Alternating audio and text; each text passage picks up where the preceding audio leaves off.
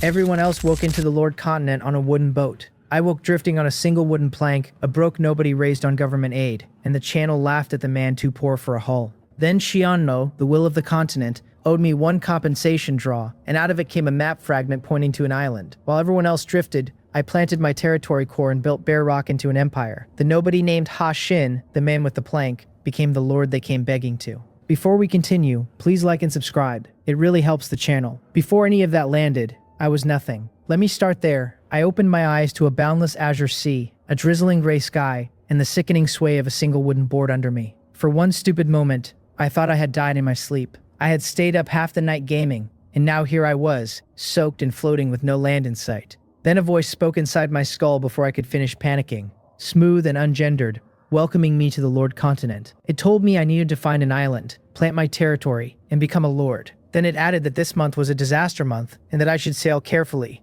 and that the will of the continent, Qianmo, was watching me at all times. My head spun as I wondered whether I had transmigrated, whether I had become the chosen one, whether the universe had finally decided to pay me back for a miserable life. Then I looked down at the plank I was straddling and decided the universe had a cruel sense of humor. If this was compensation, why was the compensation a wet piece of timber in the middle of nowhere? I closed my eyes and breathed until my heart slowed, then willed the system panel open the way the voice had told me to. A bright screen unfolded in the air in front of me, split into two rows. The top left read personal information, and the top right read territory, dark and unclickable, which I figured meant I could only touch it once I actually had a territory of my own.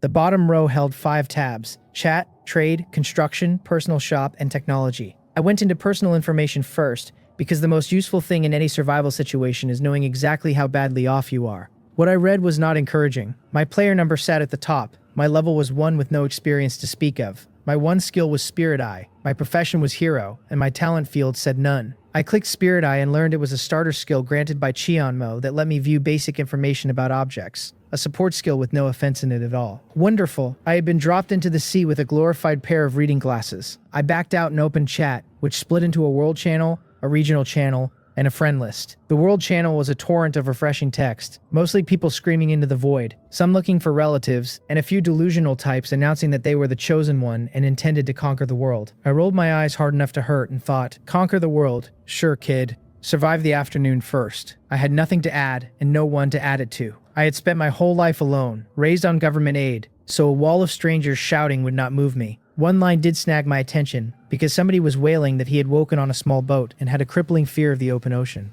I mourned him for a polite second, then looked at my plank again and decided I deserved a full century of mourning, since everyone else got a wooden boat, and I got a wooden board. Feeling thoroughly cheated, I addressed the sky directly and asked Qianmo whether she had made some kind of mistake. The panel answered before I finished, declaring that an initial error had been detected and compensation was activated. 1 random draw.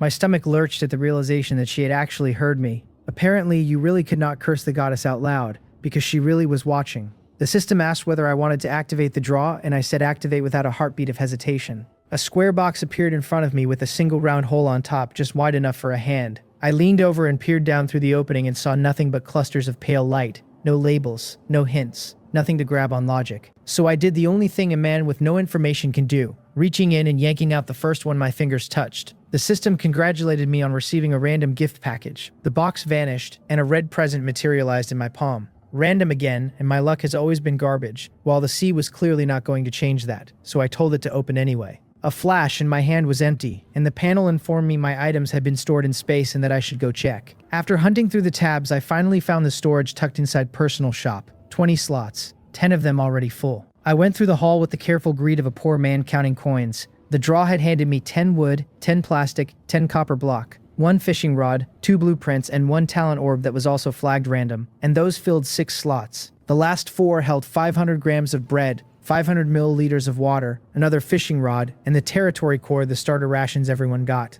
I did not stop to read item descriptions, since my most urgent problem was that I was sitting on a single plank in open water, which is a very efficient way to drown. I opened construction, which gave me upgrade, build, and deconstruct, and found 2 upgradable items waiting, a fishing rod and the wooden boat.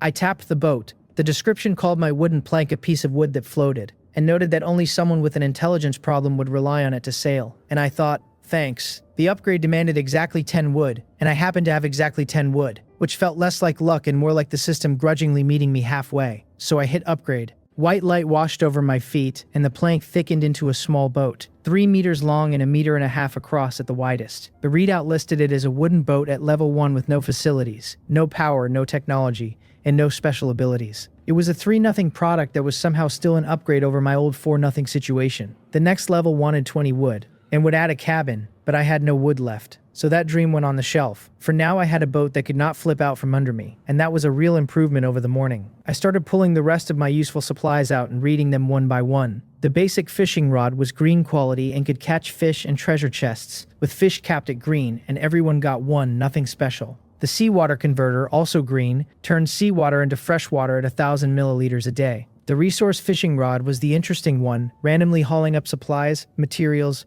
blueprints, and special items, 3 uses a day. The last was a map fragment, green quality, which could set an initial location and show the surrounding sea area from that point. The map fragment was the thing I cared about most, because Chianmo had told me to find an island and the sea looked infinite, so I could drift for a year and never bump into land. I picked up the fragment and set my initial point to where I currently was, then held my breath while the blank blueprint slowly bled in color. The background filled blue. A red dot pulsed at the center for my position, and then in the upper right corner a black dot resolved into being. There was an island, and I actually laughed out loud at the gray sky and thanked whatever heaven was listening. While everyone else was drifting and leaving themselves to fate, I had a destination. Having a goal and not having one are entire worlds apart. Since a goal is hope, hope is fuel, and a man with no fuel rots fast out here. The only thing I did not know was the map's scale, because the dot might be close or a year of paddling away, with no way to tell yet. I set the worry aside and checked what it would take to build the seawater converter, since nobody survives without water and water was the first thing I wanted locked down. The recipe called for 10 plastic, 3 wood, and 5 white stone.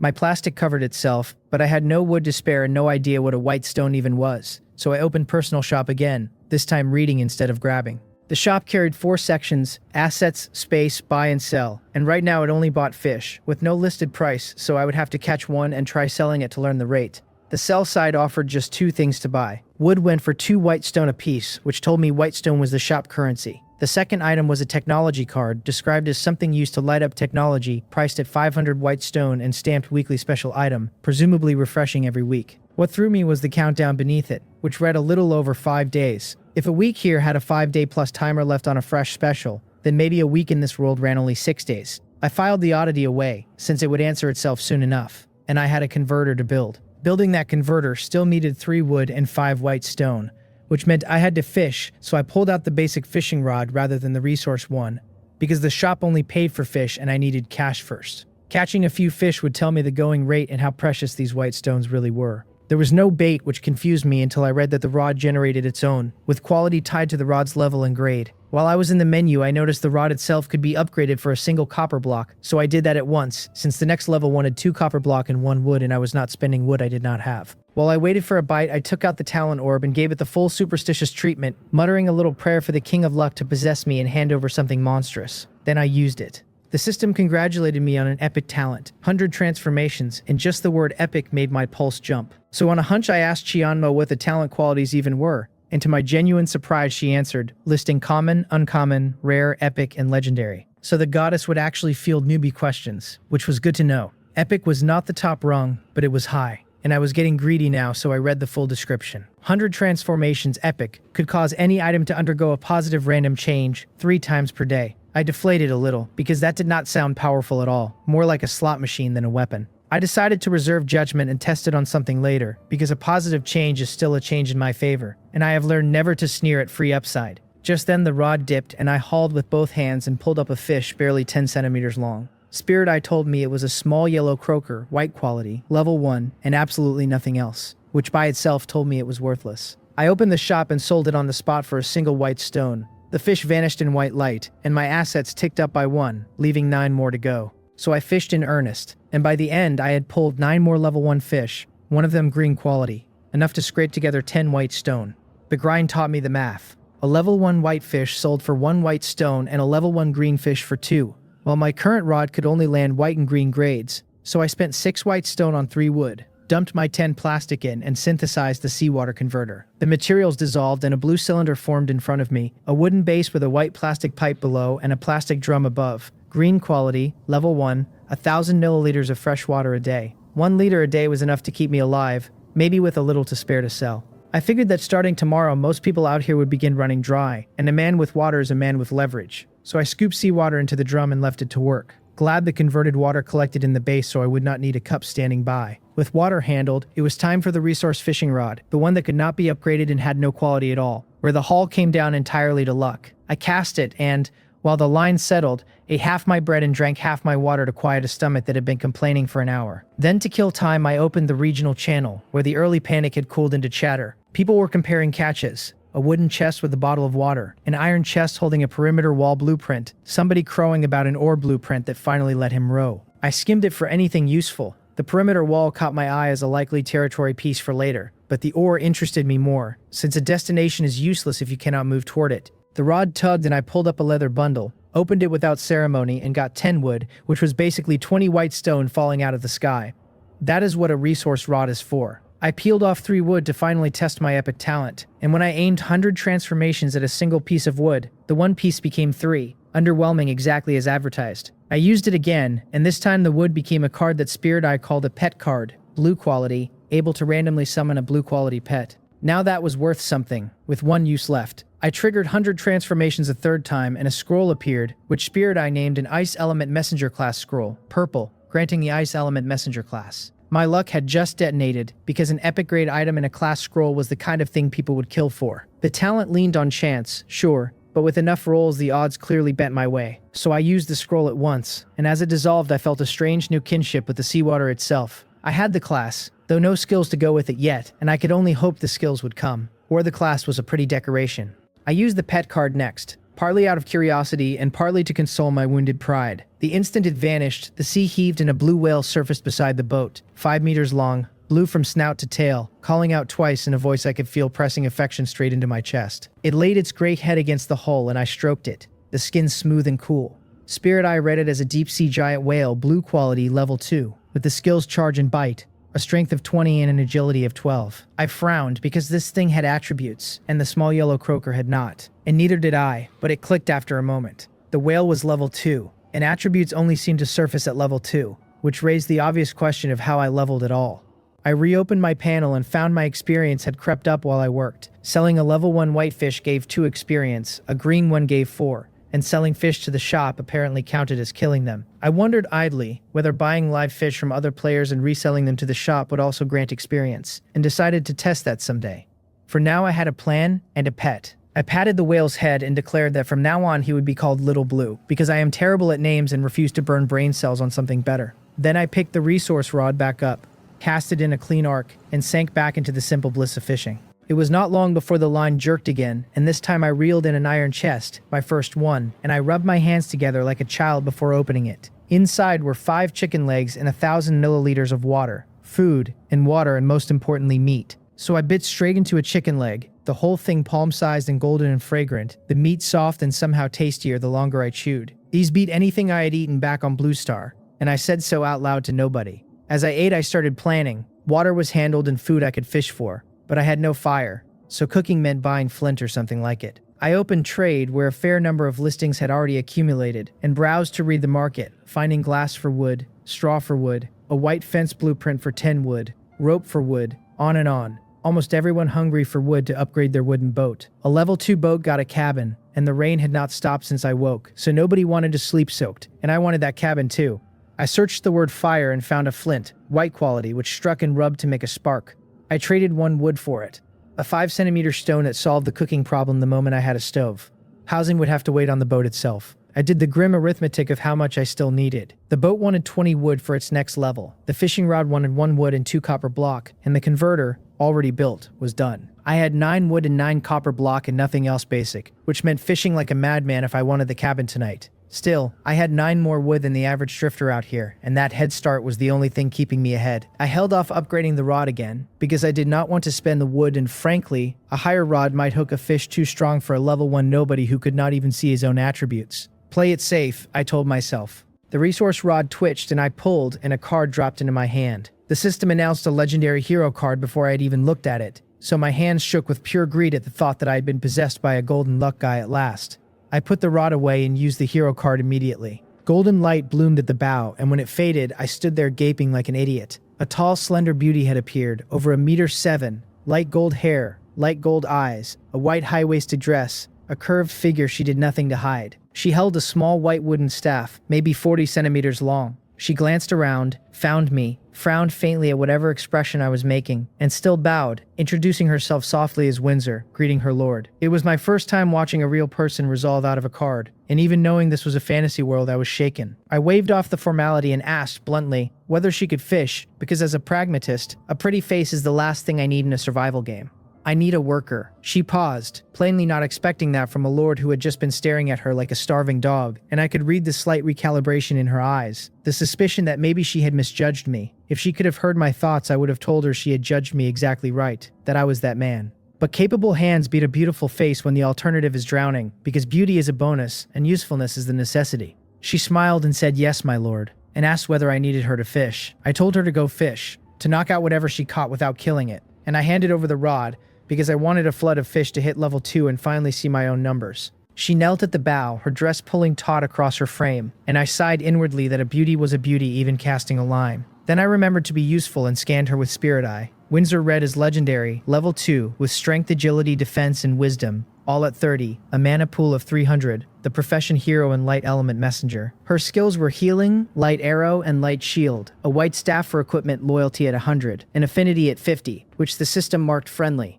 Her stats were nearly double Little Blue's, and if legendary was this terrifying, I was in love with the word. 3 skills, and one of them healing, meant injury and illness stopped being a death sentence. The staff added 2 strength, a pitiful piece of gear for a hero like her, and I made a quiet promise to get her something high-end and dignified eventually, because a legendary swinging a white twig was an insult. The loyalty and affinity fields were new and hero-specific, with loyalty sitting maxed, so summoned heroes apparently start fully loyal. Affinity took me a moment to grasp until I landed on the office analogy. A boss hands you a task and you have to do it, but the spirit you bring changes everything. High affinity means the hero throws herself into it and thinks for the Lord, while low affinity means she goes through the motions like a machine. I stroked my chin and wondered about the scale, and Chanmo, helpful again, popped a newbie tip listing the tiers. They ran from undying hatred at -100, up through enemy, hostile, indifferent, normal, friendly at 50, intimate at 70, admiring at 90, and unwavering loyalty at 100, with a warning that very low affinity would drag loyalty down. So loyalty could fall, which was sobering. I did not yet know how to raise affinity, so I decided to experiment.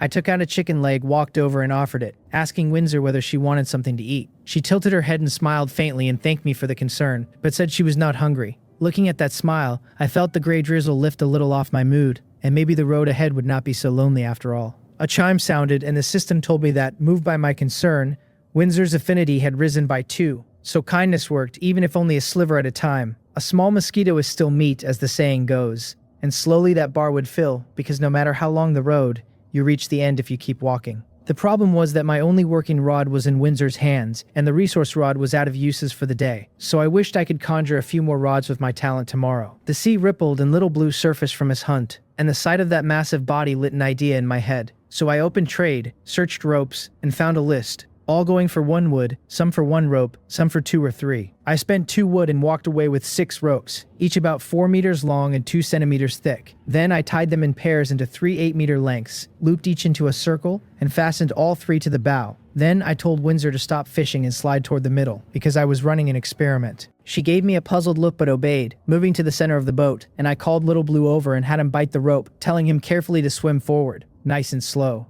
He chirped that he understood and started pulling, and the boat lurched on the first stroke, inertia throwing both of us off balance. Windsor tipped back into me, her softness pressing flat against my back before she scrambled upright, scarlet to the ears, touching her cheek and sneaking a look to gauge my reaction. I noticed none of it, because I was watching the boat actually glide forward. I burst out laughing and shouted that it worked, that who needed oars now, since I had dreaded the oar problem and Little Blue had just erased it, faster than any oar besides. I told him to speed up, and he did, and the boat picked up pace, and I had him accelerate again and again until I found a clip that was quick but stable, while Windsor watched me grin, and caught the grin herself without meaning to. I called Little Blue to a stop, since this was only a feasibility test and I had not aimed us along the map yet, with no sense in overshooting. Then I patted his head and sent him off to hunt, telling him to come back at dark, and he dove. I told Windsor to keep fishing, and as she passed she met my eyes by accident, looked away fast, and went pink again. I stared after her, baffled, certain I had missed something but unable to name it. I gripped to myself that those 2 ropes had cost me precious wood, leaving 7, and the boat upgrade wanted 20, which was 26 white stone counting purchases, and I doubted I could catch that much before dark, so I prayed Windsor's luck beat mine. To pass the time, I watched the chat, where players traded news, a silver chest that coughed up a green talent for an hour of underwater breathing,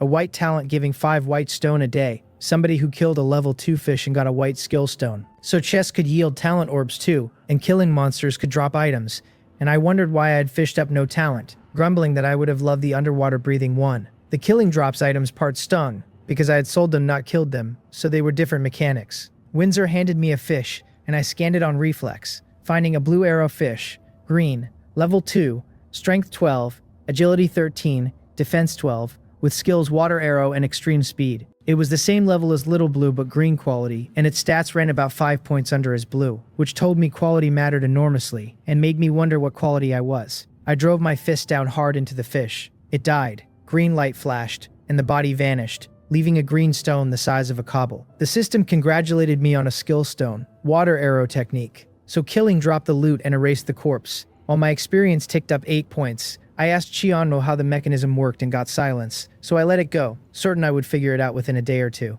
I picked up the skill stone and Spirit Eye told me water arrow technique, green, raised strength by 20%, while active and was learnable by a water ice element messenger. So I learned it directly and information slotted into my mind as if I had drilled it for years.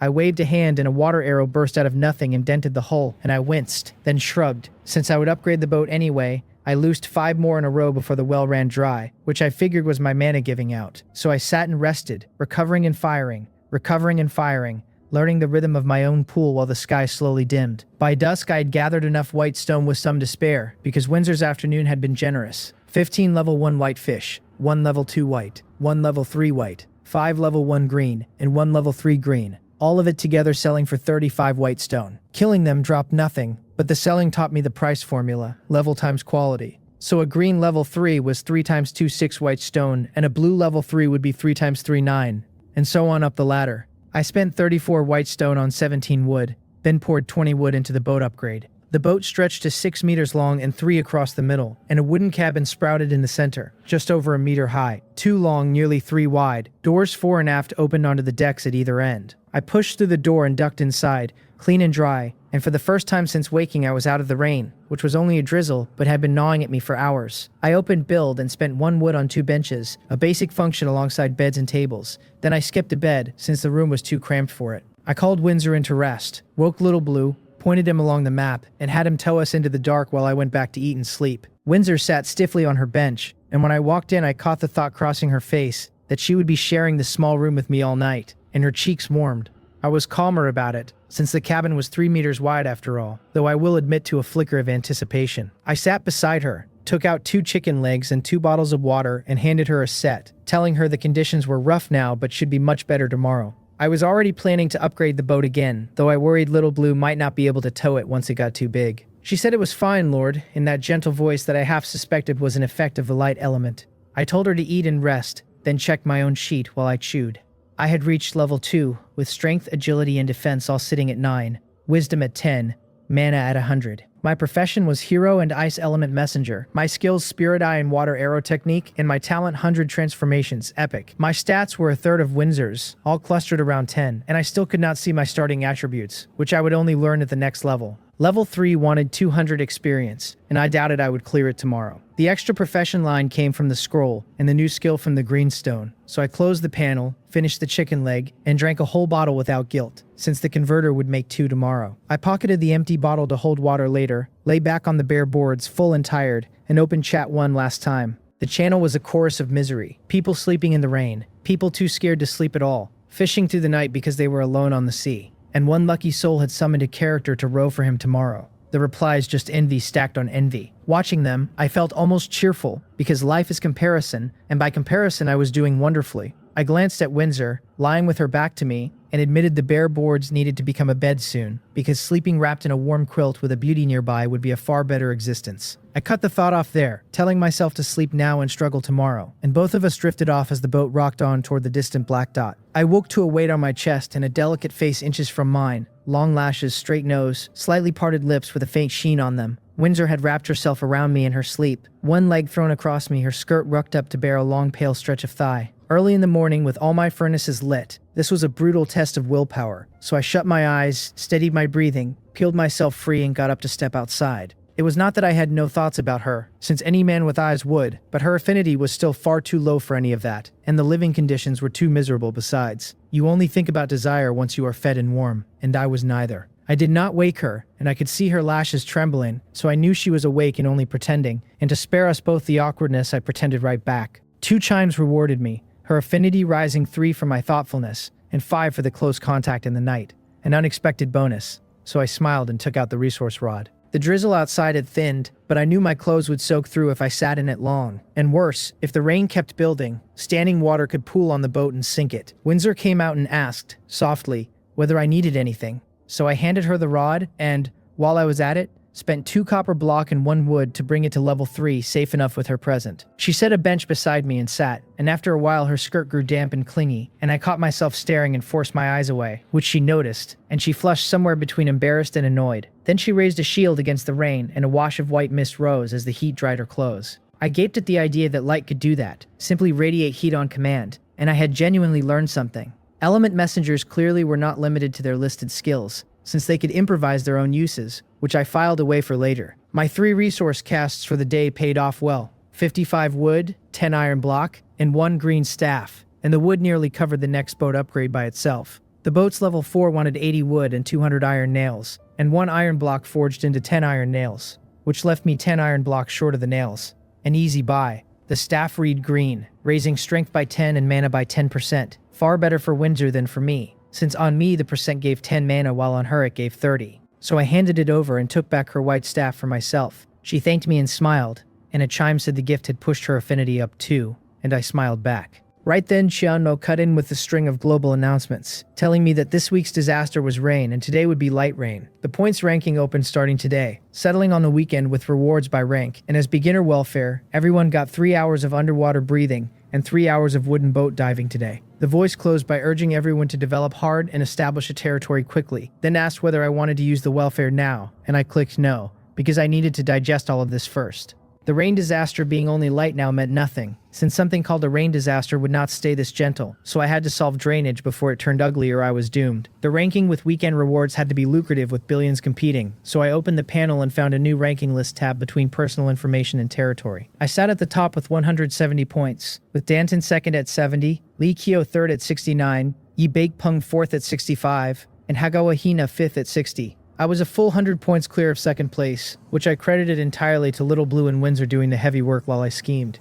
The boat's special ability now read diving, temporary and not yet activated, which was the welfare effect, and chat was already buzzing about me, with people demanding to know who this Ha Shin was, sitting so far above the pack. Someone declared I was clearly a heavyweight worth latching onto, and asked, half joking, if he could latch on, while someone else pointed out it had been a single day and there was no telling yet who was a real heavyweight. A few swore they would surpass me, and someone bragged about sailing out onto the open sea and how beautiful it was, immediately followed by a man screaming that a 30-meter giant shark was staring him down. I scanned it all, found nothing useful, and cleared out a stack of friend requests with various notes, some of them with revealing photos attached, which I reviewed with a critical eye purely for due diligence before deleting them all. I could not reach any of those people, and even if I could, why would I when Windsor was right here, 100% loyal, no risk of a knife in the back? As for the ones vowing to surpass me, I did not care in the slightest. Let the miserable talk big, since it cost nothing. My 100 transformations only ever produced positive changes, and I wondered whether anyone grasped how valuable that was.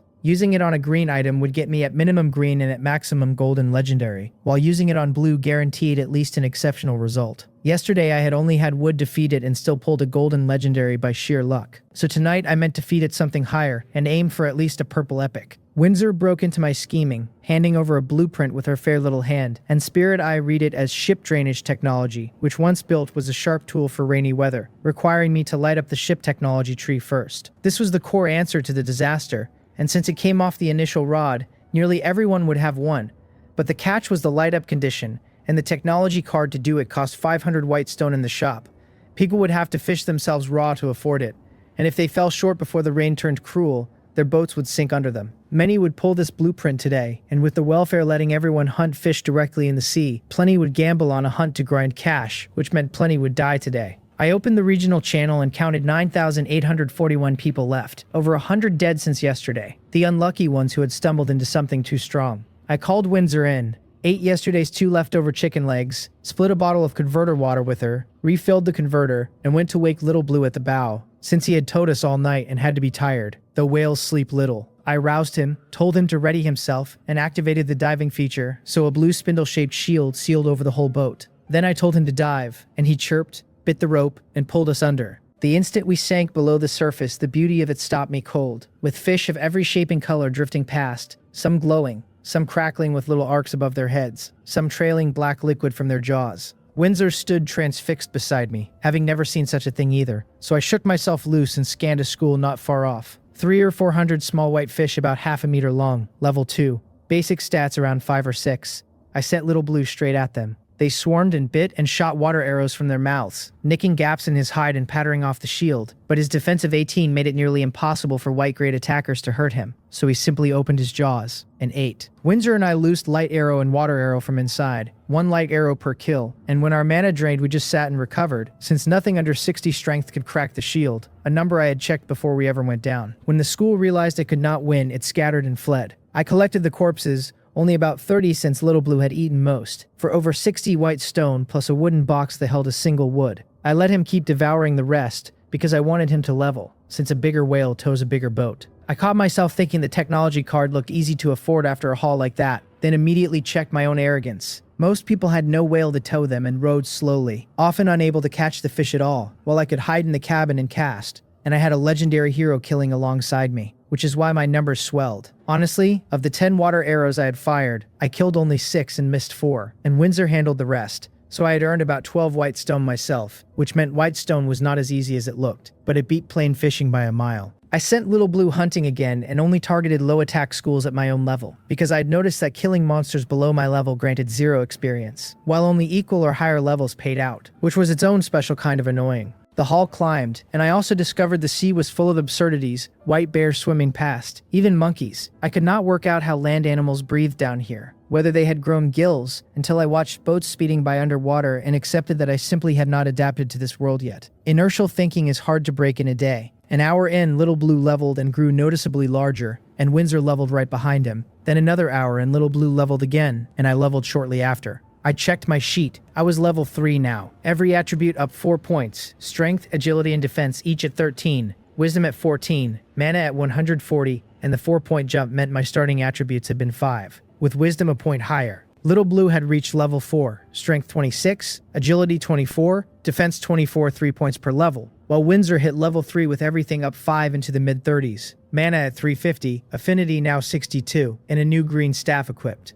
Even though I expected it, the gap stung, because if Windsor leveled twice she would nearly match my entire current self in raw stats, and she was sure to level again soon, having killed almost 3 times the monsters I had, slowed only because many were below her level and paid nothing. The legendary hero earned her name, and I half wondered whether I would just be living off her from here on. A man should not live off his hero, of course, but a man could certainly live off other soft and tender things, and I let that thought drift somewhere warmer before yanking it back. I summarized what I had learned. That level gains were fixed and could not be allocated, only averaged across the board, and that the higher the quality and talent, the bigger the gains, white adding 1 per attribute per level, green 2, blue 3, purple epic 4, and golden legendary 5. I marveled all over again at drawing a purple epic talent on day 1, because had I gotten it later, I would have wept for all the attribute points lost. A moment of silence for everyone who drew theirs late. I meant to keep hunting, but the sea around us went quiet, no beasts surfacing anywhere, and the silence put a cold weight in my gut. So I warned Little Blue to slow down and stay careful, and Windsor's face had already gone grave as she swept the water. Little Blue eased the boat past an underwater mountain range, and a shadow exploded out of the rocks, so fast he had no time to react, and it gored him clean through the side. Crimson bloomed in the water, 2 bloody holes opening on his flank, and only Windsor's instant light shield kept the blow from killing him outright.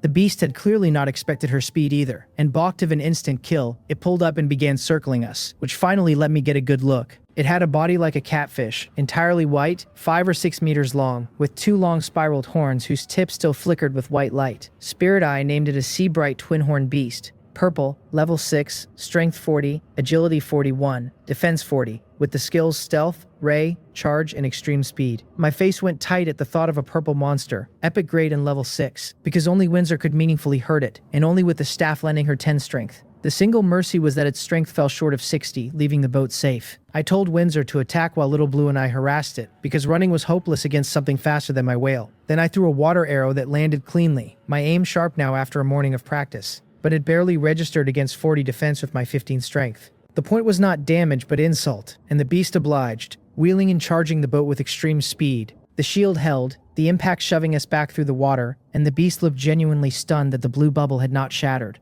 But I did not wait for us to stabilize. I shouted at Windsor to aim for the eyes, because no matter how high the defense, eyes are soft, and her strength was 45. So she loosed 2 light arrows, one taking the right eye, the other glancing off its head. Purple blood streamed from the socket and the beast roared, its remaining eye fixing red on the boat. Then light patterns flowed along its horns and gathered at the tips, and 2 beams of light shot out at us. Its ray skill. I ignored the beams and told Windsor to take the left eye because the beast was not stupid and might flee once it realized it could not break the shield. And a blind beast cannot flee, since this thing was money. Both attacks crossed in the water at once, her arrow blinding the left eye while its ray only rippled the shield. Blind in both eyes, maddened by darkness and pain, it thrashed everywhere, still spitting beams from its horns and hitting nothing. Windsor kept calmly drilling its eyes without further instruction until it slowed, and finally died. A purple flash, and a staff floated up where it fell, and I burst out laughing. Because money I could earn a dozen ways now, but equipment was the hard thing to get.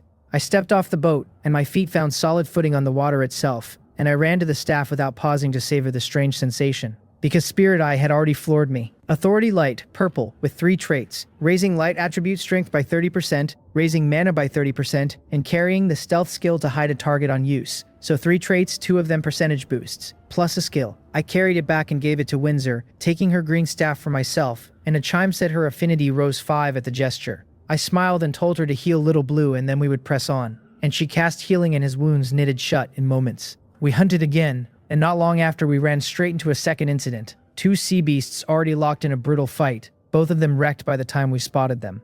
One looked like a flood dragon with a snapped horn, most of its scales gone, bleeding from everywhere, while the other was a white bear with one arm hanging useless and one eye blinded, its body a map of wounds, and they faced off, watching each other for any twitch. I had Windsor cast stealth to hide us, then scan both. The deep-sea demonic flood dragon was purple, level 11, strength 80, agility 83, defense 81, skills demonic flame and demonic illusion eye, while the extreme ice giant bear was purple, level 11, strength 83, agility 79, defense 83, skills intimidate, freeze, and mighty strike. My eyelids twitched and I nearly turned to run, then forced myself calm, because they had not noticed us, so I would simply wait, and if they bled each other to death I would walk away rich. The plan was sound, but as time dragged the 2 beasts slowly backed apart and finally turned and fled in opposite directions. I sat there dumbstruck, debating whether to chase, and sent Little Blue trailing the giant bear from far back. I left the flood dragon alone, because I did not know its skills and it felt the more advanced of the 2, harder to handle, so I took the safer gamble. Before long the bear settled onto a great undersea mountain, found a cave, and lay down inside. Following at a distance, I doubted it had reached any real den, since it had simply needed somewhere to collapse because its injuries were too severe. It had bled the whole way, the arm especially, so I figured if the bleeding did not stop it might die within hours. On its own. The trouble was my welfare clock had under 20 minutes left, so I sat there torn, weighing the risk, and finally gritted my teeth and decided to go for it. Wealth lives in danger, and I had no idea when another chance like this would come, because killing a high-quality beast so far above my level had a strong chance of dropping something excellent, and it would surely level Windsor. So I had her attack the eyes. The old method in the bear was already half blind, which helped. The snag was that it lay with its eyes shut, and I doubted her arrows could pierce closed lids, and if she failed and exposed us, I was finished. I would not take that risk, so I used Little Blue instead, having him pull the boat slightly nearer, swim well off, then drop his stealth, baiting the bear to open its eyes and look, since as long as it did not pounce on him at once, Windsor could blind the open eye and we would be safe. It worked, because the moment Little Blue uncloaked, the giant bear's eyes snapped open toward him, and Little Blue pretended to drift past the cave, oblivious. The bear, dismissing the weak whale, decided to eat it for nourishment, but before it could move, a water arrow struck its blind right eye from the right. Its good eye swung that way and found me, and in that instant 2 light arrows hit its left eye from the left. With its attention split, it could not dodge,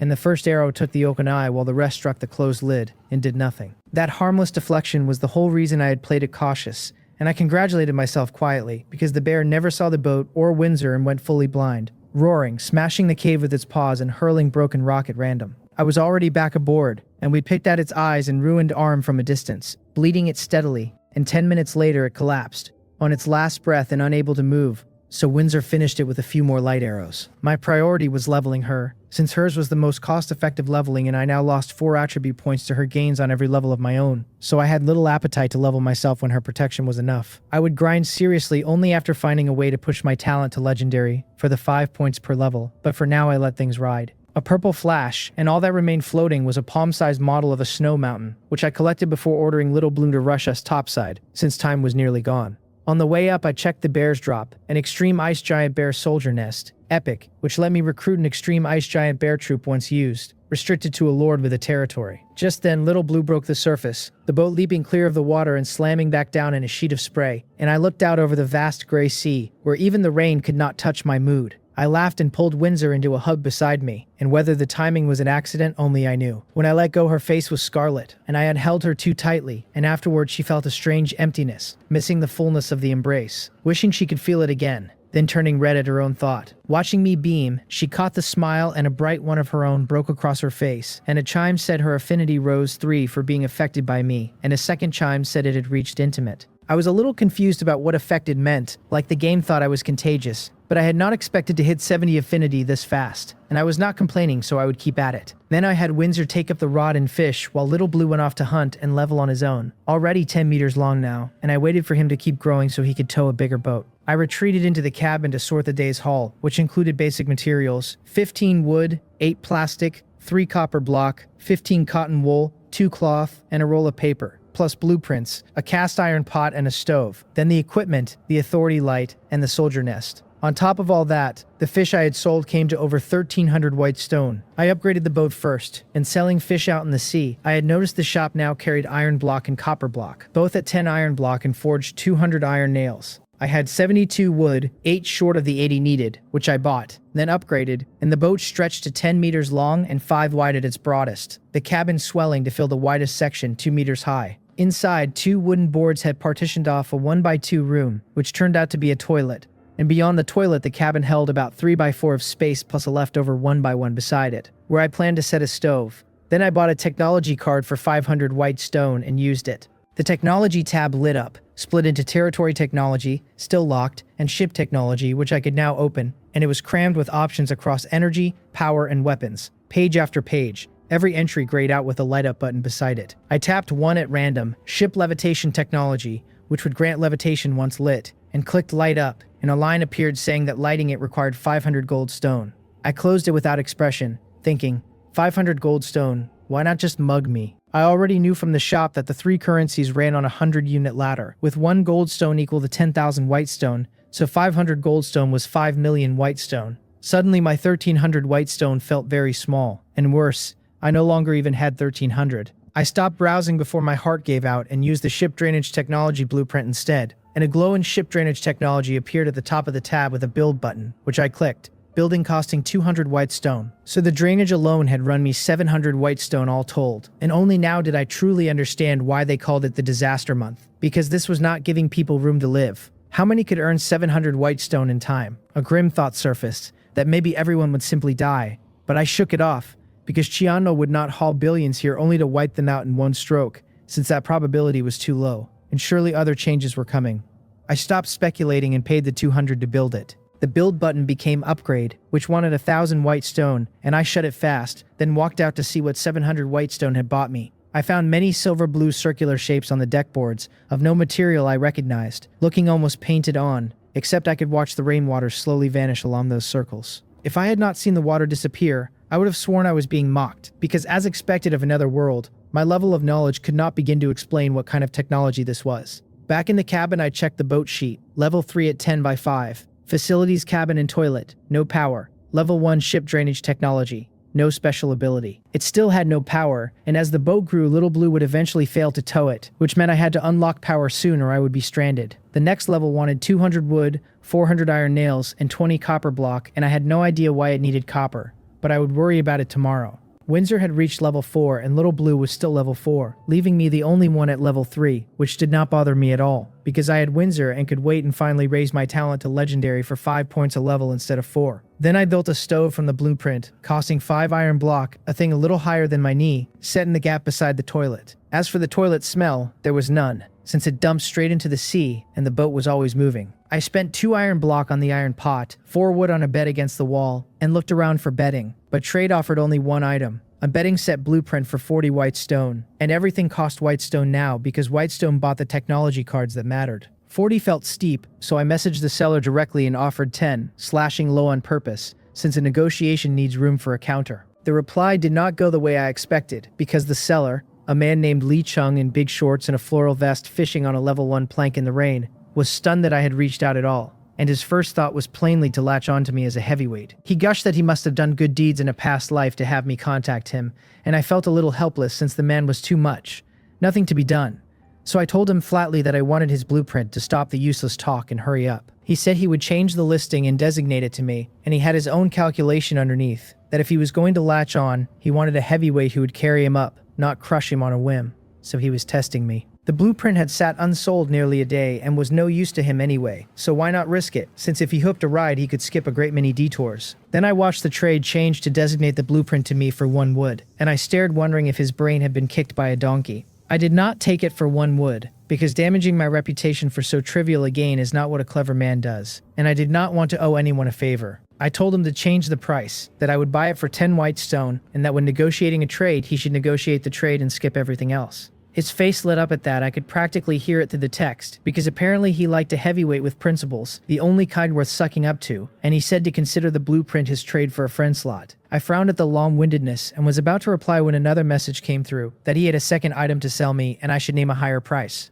I asked what it was, and he sent an image of a talent quality enhancement orb, green, with a small chance to give a small improvement to a talent. My pulse spiked at the thought that such an item existed, and I had to have it. So I told him to make an offer, and he sent 3 words back that, in his telling, reeked of a rich boss. He hesitated, then said 300 white stone, since it was something he had drawn the first day and saved to use himself. But after today's announcement in his own drainage blueprint, he had grown nervous and wanted to cash out. I told him 300 was too expensive and I would take it for 150, since his only had a small chance of a small improvement. He wavered, then agreed partly to leave a good impression and partly because the item had little market right now, while white stone still held strong purchasing power. He said he would just give me the blueprint and only ask for a friend slot, and that he would sell me good items in the future, because Lee Chung understood that providing value was the only way to matter. I agreed, added him as a friend, and paid him 160 rather than 150, the extra being for the blueprint, a small show of generosity that costs little and buys a loyal supplier. I used the orb at once, and the system told me to use the talent quality enhancement orb, congratulated me on a successful enhancement, and announced the talent had changed. So I was ecstatic, because a small chance had landed on the first try. 100 transformations now read that it could cause any item to undergo positive random changes, with the quality guaranteed to rise by 1 tier 3 times daily, so a white item would become at least green, and an epic item would become at least legendary. Not bad at all though. Epic grade items were brutally hard to come by now. So I cleared the lingering friend requests and counted the survivors. 9,011, nearly 1,000 dead. A heavy toll, but I was struggling myself, so why grieve over strangers? Since I could only wish them luck, because helping others was not on my agenda. If I had spare capacity, I would not mind a little kindness. But not yet, since my motto has always been to perfect myself when poor and benefit the world when successful, provided it never costs my own interests. I bought some food, gave Windsor a share and ate the rest on the bed while reading the bedding set blueprint, which provided a warm, comfortable place to sleep and required 20 cotton wool and 5 cloth. I had 15 cotton wool and 2 cloth, so I bought the rest off trade, where every kind of junk was now listed, even the protective items people use for intimate company.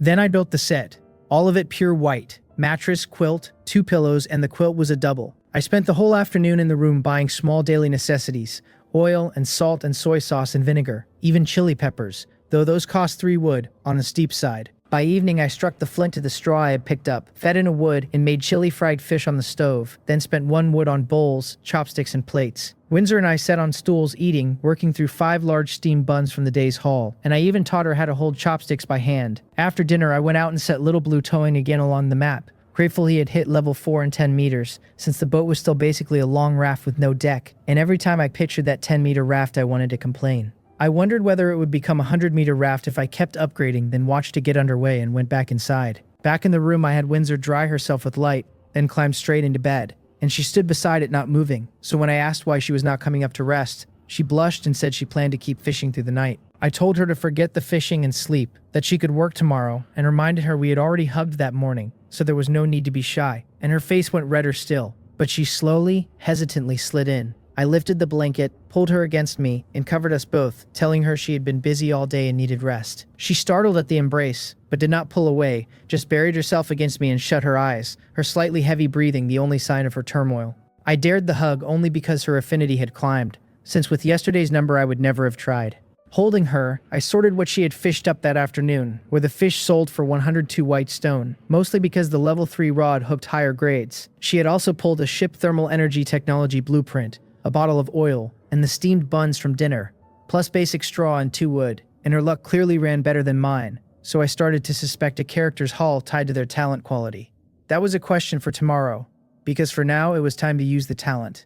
I took out the white staff first and used 100 transformations, and a green flash left an emerald hairpin in my hand, a hairpin green, raising the wearer's agility by 5 and base strength by 10%. A thought struck me and I used the talent on the hairpin again, hoping to push its quality higher, but nothing happened, since I was too greedy. I gave it to Windsor, stroking her light gold hair, and she opened her eyes, took it, and tucked it under her pillow, since nobody sleeps in a hairpin. Then closed her eyes again, and this time reached out and hugged me first, and a chime said her affinity rose 3. Gifts brought people closer, as expected, so I used the talent on a copper block next, and got a white fishing rod, which told me copper block counted as an ungraded item. 1 use left, and I considered what to feed it, eyeing the inventory, territory core, map fragment, soldier nest, flint, plastic, all of them useful, none of them something I wanted to gamble. Then it hit me, so I drew a white stone from assets, the first time I had ever pulled out actual cash. A smooth little disc like a Go piece, and I used 100 transformations on it. The system congratulated me on a shop discount coupon 10% off, and I grinned because it really worked. And a discount coupon at that, which would save me a fortune the next time the shop wanted something obscene. Later, when I had more funds, I would try transforming purple stone or even gold stone and see what fell out.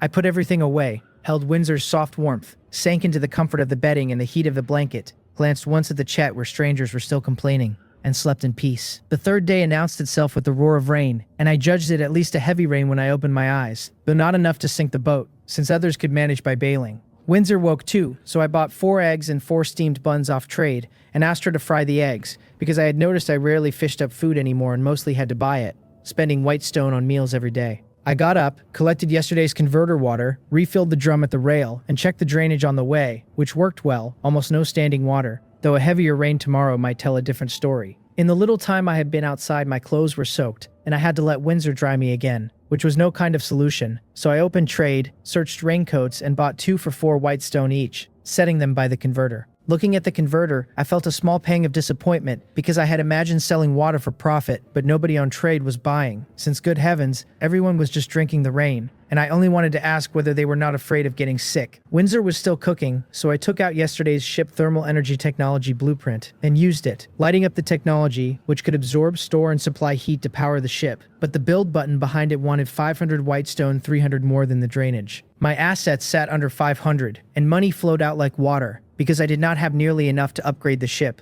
holding only 9 copper block of the upgrade materials, and buying the rest would run a full 910 white stone. On top of that, I still needed to upgrade the drainage, build the thermal technology, then build a power device. Every one of them a large sum, and somehow the more money I had, the more I lacked. Windsor finished cooking and I started eating, and as I did, Shianmo issued a public announcement that the demon domain would open in half an hour, and all novice lords should prepare. The demon domain opened once a month, and killing demon domain monsters rewarded white stone, while killing demon domain novice lords rewarded merit points, and white stone, though spirit domain novice lords granted no merit points. Merit points were the currency of Cheonmo City, which opened at the end of each month, and the merit point ranking was now open, and the voice closed by urging all novice lords to fight bravely and build merit. I had long figured Cheonmo would open some channel to earn white stone, but seeing it actually arrive still caught me off guard, because the whole string of announcements read as a confrontation between 2 factions. My side were the spirit domain lords, but I had not expected the other side to have lords too, and novices at that, which meant I was very likely about to meet other people for the first time. I just did not know whether they would be blue star people like me, or something stranger waiting on the other side of the sea. The new currency still nagged at me, this thing called merit points. It had landed in my totals alongside the white stone, and it carried a different weight. the kind of weight a system reserves for something it considers rare. I figured it had to be more valuable than ordinary white stone, a special coin minted for a special purpose. Then there was Cheonmo City, named directly after Cheonmo herself, the will of this whole continent. I had no idea what it actually was, but a place stamped with the goddess's own name could only be important. I wanted to walk through its gates. Trouble was, it only opened at month end, and by then I might not even have a territory of my own to show for myself. I pulled up the leaderboard and found it had split into two tabs, a survival points leaderboard and a newbie merit leaderboard. The merit one was still a clean blank slate, nobody had earned a thing yet. So I switched to the survival side, and one glance told me yesterday had been a very good day. I sat at the top with 310 points. Danton held second with 110. Lee Kyo matched him in third. Yi Baek Peng had 104th, and Hagawa Hina trailed in fifth with 90. The order up top hadn't shuffled much. Everyone had simply crept up a little. But I had pulled in 140 points in a single day, and the gap behind me had widened instead of closing. Honestly, watching the second place number fall further away from mine never got old. The chat channel was a blur of scrolling text, everyone hyping themselves up for the slaughter to come. Someone swore he was about to go berserk and rack up kills. Someone else begged the event to start already, and a more cautious voice warned that this time they'd be running into other humans, not just sea monsters. A steadier head argued that fighting your own kind earned nothing, so the smart play was to team up and gut the demon domain lords instead. Then the talk swung my way. People had spotted my points hitting 310 and started crowing about it, half of them despairing, all of them noting that the very loudmouths who'd sworn to overtake me yesterday were even further behind today. One regular pointed straight at Hagawa Hina as the chief offender. I let myself enjoy that for a second before deciding a little goodwill cost me nothing, so I typed back something warm, told them to keep grinding, wished everyone a points explosion this round. Flattery is free and it buys cheap loyalty. Half of them praised me for caring, the other half called me a self-righteous bootlicker, which, fair enough. I closed the channel, cleared out the friend requests piling up, and got Windsor into a raincoat so we could fish. The first thing I dredged up was a refrigeration unit blueprint, green quality, a gadget that pumped out cold air for hot days. Useless right now, but if it stayed useless I could always feed it to my talent and squeeze a blue item out of it. The next catch was stranger, an underwear blueprint, also green, which the system claimed would improve my quality of life and add some fun. I had no words for that one, so I shelved the thought of running my 100 transformations on it later tonight, and kept fishing. Then a water cup surfaced, blue quality, a high-grade cup that promised better tasting water. Useless on its own, but blue meant my 100 transformations could push it to epic, and that lit me up. Every epic item I'd pulled so far had punched far above its weight, so I was hungry for another. Xianmo's voice cut across the whole world then, announcing the demon domain had opened for 5 hours. A green doorframe shimmered into being in front of the boat, and at the same moment green and white stripes bled into my hull's plain wood, a marker to sort friend from foe. I told Little Blue to haul us through. The world smeared for an instant, and then resolved into a different stretch of sea, raining just as hard as my own patch, which told me the demon domain lords were drowning under the same disaster I was. That gave me a small, mean satisfaction, picturing them bailing water while they rowed. The pity ended fast. A black tentacle whipped out of nowhere and lashed straight at me. I threw myself sideways and rolled, and the limb cracked into the planks where I'd been standing, gouging a shallow dent. If that had landed on me, I'd have been broken even if it didn't kill me. Windsor was already moving, a light arrow streaking out while she dropped a light shield over me. Now that I wasn't about to die, I could finally see the thing. A black octopus floated on the swells, its bloated head standing 2 meters tall, 7 or 8 tentacles 5 or 6 meters long flailing against Windsor's barrier. My spirit eye read it as a 100-armed demon octopus, purple quality, level 5, with strength and agility and defense all in the high 30s, carrying entanglement, whip, and mist. Its level was low enough that Windsor could manage. This was the first time anything had attacked me out on the sea. 2 whole days in the spirit domain and nothing had touched me, and here in the demon domain a monster jumped me the instant I arrived. Bad luck, partly, but I suspected being a spirit domain lord made me a juicier target on enemy waters. When the octopus couldn't crack Windsor, it started swinging at me instead, though her shield held. Each whip dimmed the light a little, so the barrier wasn't going to last forever. The thing switched tactics, snaking tentacles around the shield to crush it, and hairline cracks spread across the globe before Windsor stacked a fresh one over me. That sent it into a fury, lashing wild. I joined in, firing water arrow technique at its eyes to keep it rattled, and wounds slowly mounted across its body. Then it vomited a flood of ink. A black mist swallowed everything, and by the time the cloud thinned, the octopus was gone. I frowned at the empty water. That fight exposed my real weakness, the total lack of control skills. The second an enemy decided to run, I had no way to pin it down. Skills weren't cheap to come by, and control types least of all. Nothing to do but sigh and send Little Blue cruising again.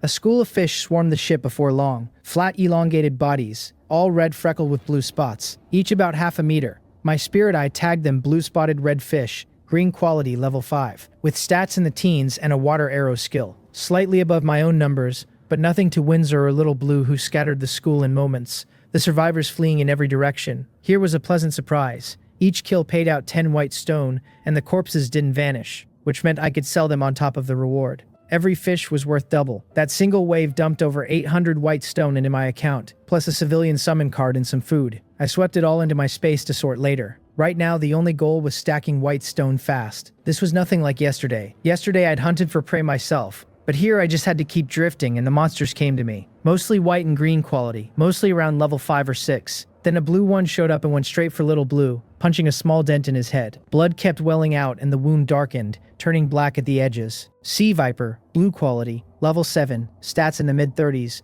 armed with entanglement and poison arrow. Windsor threw shields over herself and me first, then poured healing into Little Blue, then opened up on the Viper. I added water arrows while Little Blue wrapped the thing and held it in place. He took hits doing it, but he's enormous. The poison wasn't going to drop him soon, and the healing kept flowing. The Viper tried to bolt and Little Blue blocked the escape, buying Windsor the window she needed to finish it. This time the Viper vanished outright in a flash of blue light, clearly leaving a drop. The reward was 210 white stone, which made me sit up. So blue quality kills paid roughly 10 times what green and white ones did. Then a notification told me I'd gained a skill stone, an entangling spell. I checked it. Blue quality, raising strength by 30% when cast. Learnable by an elementalist. I burst out laughing right there on the deck. A control skill, exactly the gap I'd just been cursing, dropping straight into my lap like a pillow for a sleepy man. I decided it went to Windsor. She was my strongest piece, so the skill would do the most damage in her hands, and frankly it wasn't precious enough for me to hoard. If it had been purple, I'd have kept it for myself without hesitation.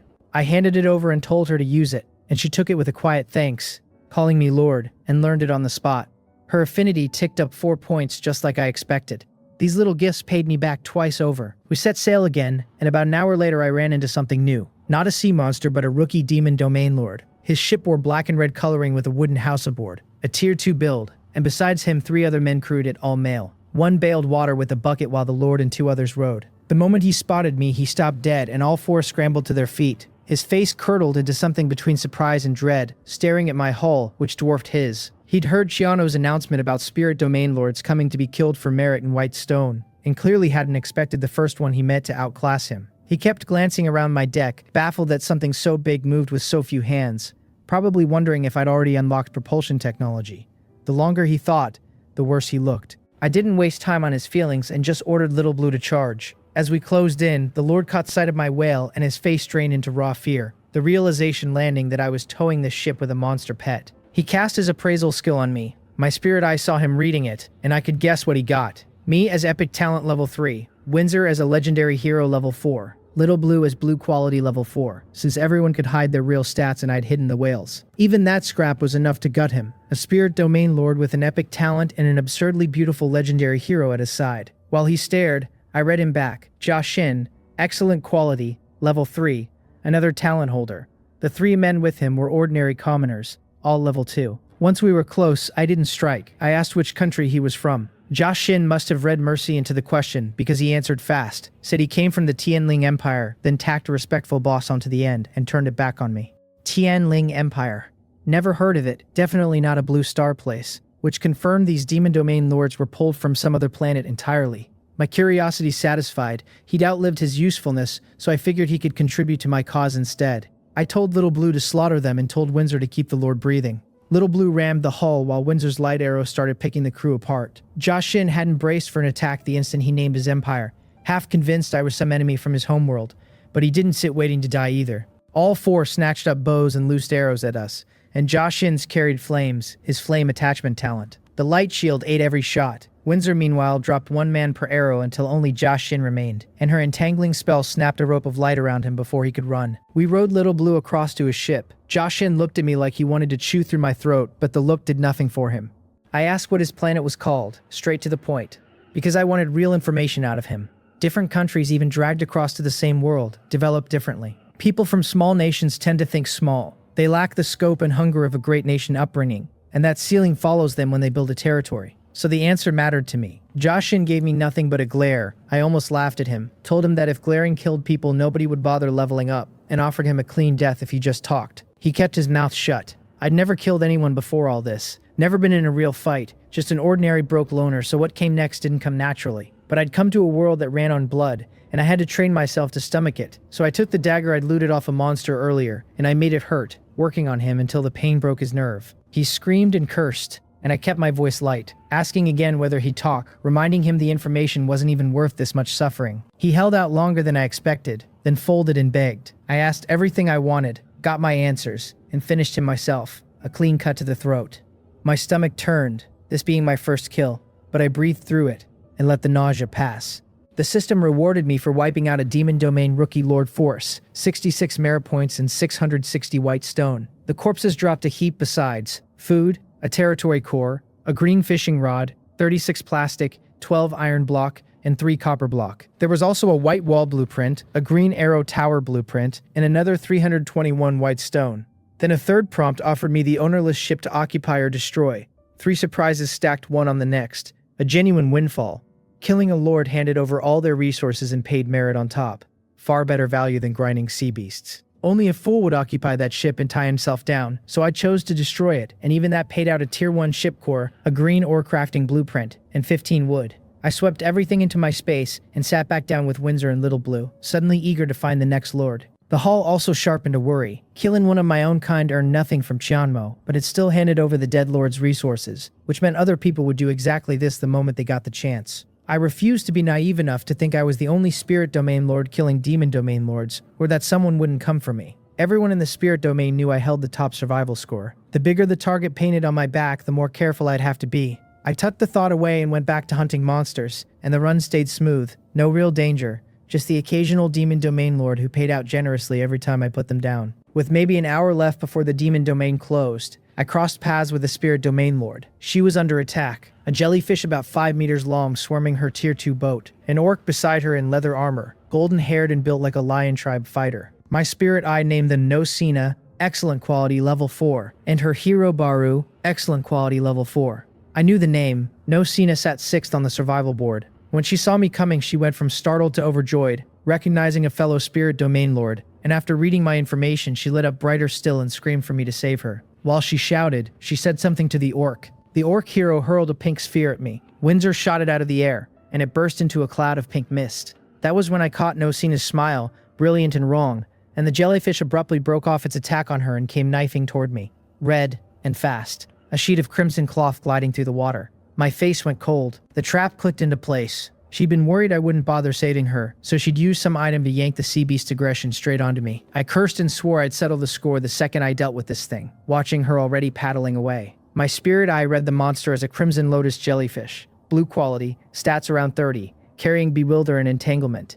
If she'd just asked me politely, I'd have killed it for her and pocketed the reward myself. No harm done. Instead, she pulled this. Windsor loosed an arrow and missed, swaying mid-shot, and the same dizziness washed over me, the bewilder skill at work. In that gap, the jellyfish reached us. Red threads erupted into the air and lashed at the boat, and Windsor threw up 2 light shields. The threads coiled around them and tightened until I could hear the barriers creaking. Little Blue joined the fight but couldn't keep pace with the thing, and he had no ranged skill to reach it. I fired at it non-stop and kept missing, the creature too quick despite its size, my aim drifting sideways whenever the bewilder hit. Then Windsor cast Entangling Spell, 2 ropes of light clamping down on it. We piled on together, though my shots still wandered off under the daze. The jellyfish thrashed, but Windsor's Entangling Spell now carried over 60 points of strength and simply wouldn't break, so we focused it down and killed it. A skill stone dropped, and I scooped it up, delighted. Bewilder, blue quality, interfering with creatures whose intelligence sat below 30% of mine, learnable by an illusionist or light element controller. Excellent skill. If we'd had it during that fight, the jellyfish wouldn't have lasted seconds. The only thing nagging me was that I couldn't read intelligence stats on sea monsters, so I had no idea how a blue jellyfish managed to bewilder Windsor in the first place. I handed the stone to her anyway, and watched her learn it, her affinity climbing another 3 points. With the jellyfish dead, it was time for the part I'd been promising myself. I looked toward where No Sina had fled, still able to make out a faint shadow on the far water, and sent Little Blue tearing after her. No Sina was paddling along with Baru, smug as anything, certain she'd made the number 1 lord eat a silent loss. She must have figured I'd be tangled up with that sea monster for ages, and that by the time I broke free she'd be long gone, and the thought of my future fury delighted her. Things didn't go her way. She heard a sound, turned, and saw a blue whale hauling a boat closing fast. I'd caught her inside a few minutes. Her rowing was simply too slow. I looked at her shocked, frightened face and gave her a cold smile. She tried to gut me and still thought she could outrun me. If she'd asked nicely back there, I'd have helped since I profit from killing sea beasts anyway. But she chose tricks instead. I called out that she hadn't expected me so soon. Watching her flinch, I spoke the language of the Lord Continent, which I'd picked up on my first day here without trying. She was terrified now because my speed meant I'd shredded the Crimson Lotus jellyfish, and she had nothing that could stand against that. She started negotiating, offered me money, pointed out there was no reward for killing her. So she'd clearly never killed a lord and didn't know I'd inherit all her resources the moment she died, or she'd never have said it. I asked her flatly how much she could offer, then leaned in close to Windsor's ear and murmured to find a moment and strike. Windsor breathed back her understanding, her ears flushing red where my breath brushed her. No Sina took the question as hope and named 500 white stone. Clearly a real sum to her. I was almost offended. A top 10 lord with a hero, and that was the whole of her treasury. I asked her if she was trying to bribe a beggar. Just as Windsor was about to act, a third boat slid into view, a Tier 1 build with 2 men paddling, and they'd plainly seen the standoff and were drifting closer. I frowned while No Sina's face lit with hope. The newcomer used Spirit Eye, then froze when he realized he'd stumbled onto 2 top 10 lords, one of them me. Before he could even greet us, No Sina yelled across the water that he should watch out, that I was extorting her, robbing her. He nearly wept on the spot, having thought he'd found a heavyweight to latch onto, and instead walked between 2 tigers, terrified of being crushed in the middle. This was Wang Mok, by the way, and I'd come to like the man more than I expected to. I read his obvious despair, and No Sina kept twisting the knife, warning me that if I killed her, everyone would know I'd broken the unwritten rule against killing your own, that everyone's opinion of me would curdle. I smiled, because I didn't care in the slightest how people looked at me. Strong enough? And they all look up regardless. And I refused to believe I was the only spirit domain lord who'd figured out that killing a lord yields their resources. So the rule was already a fiction. Wang Mok begged off, pleading that he was small fry with no meat on him, that he'd leave and we could pretend he was nothing. No Sina wouldn't let him slip away, calling out that I'd never let him go now that he'd witnessed me, trying to make him my enemy by reflex. He stared at me frightened. I ignored him. I'd had enough of No Sina and gave Windsor the look. No Sina was still grinning, sure I wouldn't move, when 2 light ropes snapped out and bound her and Baru fast. Only then did the fear truly hit her, because she understood that the instant I acted, she was already dead, and she regretted not simply handing over the money. She didn't know it wouldn't have mattered. I told her plainly that the moment she tried to screw me, her death was decided, and I finished her and Baru with 2 water arrows myself. I did it with my own hands on purpose, the way I'd kept the demon domain lords alive for me to kill, training myself against the blood of my own kind. The method worked. The discomfort had nearly faded. Wang Mok's legs gave out watching No Sina die without a word from me. When my eyes turned his way, he babbled that he'd seen nothing, knew nothing, would hand over everything good he owned, and started pulling items out fast. I felt a strange pull between laughing and pitying him. I had no intention of silencing him, but among the things he was dumping out, I caught something I wanted. Before I could ask, a blue fox erupted from the sea and lunged at us. I grabbed Windsor and threw us both flat against the deck, and even so the fox tore a chunk of flesh from my arm, blood pouring down at once. Windsor's eyes went murderous, and she cast Entangling Spell before she'd even risen, but the fox slipped it. We scrambled up. I read the thing as we moved. Frost Snow Fox, purple quality, level 8, stats in the mid to high 50s, carrying Freezing Spell, Ice Shield, Sharp Claws, and Bite. My stomach dropped at those numbers, and I genuinely worried whether Windsor could handle it. Wang Mok looked stunned senseless, convinced his luck had finally run out, that surviving me only to meet a purple sea beast meant certain death. He'd seen the fox's stats too, and even knowing Windsor was a legendary hero, he couldn't picture her, level 4, and me, level 3, beating a level 8 purple monster. He'd already started cursing me internally, certain that if I hadn't killed No Sina we'd have had a chance, and now we'd all die for it. He didn't understand Windsor at all. Windsor wasn't thinking about any of that. All she felt was rage that she'd failed to guard her lord, that I'd been hurt shielding her. She went berserk. 2 light arrows flew at the Frost Snow Fox, which raised an ice shield and turned them aside. Then the fox cast Freezing Spell, ice creeping up Windsor's body and spreading, and she answered by pouring out light element heat to burn it back. She followed with Bewilder, then 2 Entangling Spells. The fox's mind stuttered for a heartbeat, just long enough for 2 light ropes to seize it. Her base strength was 40, her staff added 30%, and the Entangling Spell stacked another 30% on top, pushing the binding near 68 points. The fox couldn't break loose at all. In that frozen window, she fired light arrow after light arrow and killed it outright, a flash of purple light marking the drop. She didn't even glance at the loot. She came straight to me, eyes rimmed red, and laid healing over my arm, apologizing that she'd been careless, that I'd had to protect her. I just stared at her. That string of moves had genuinely stunned me.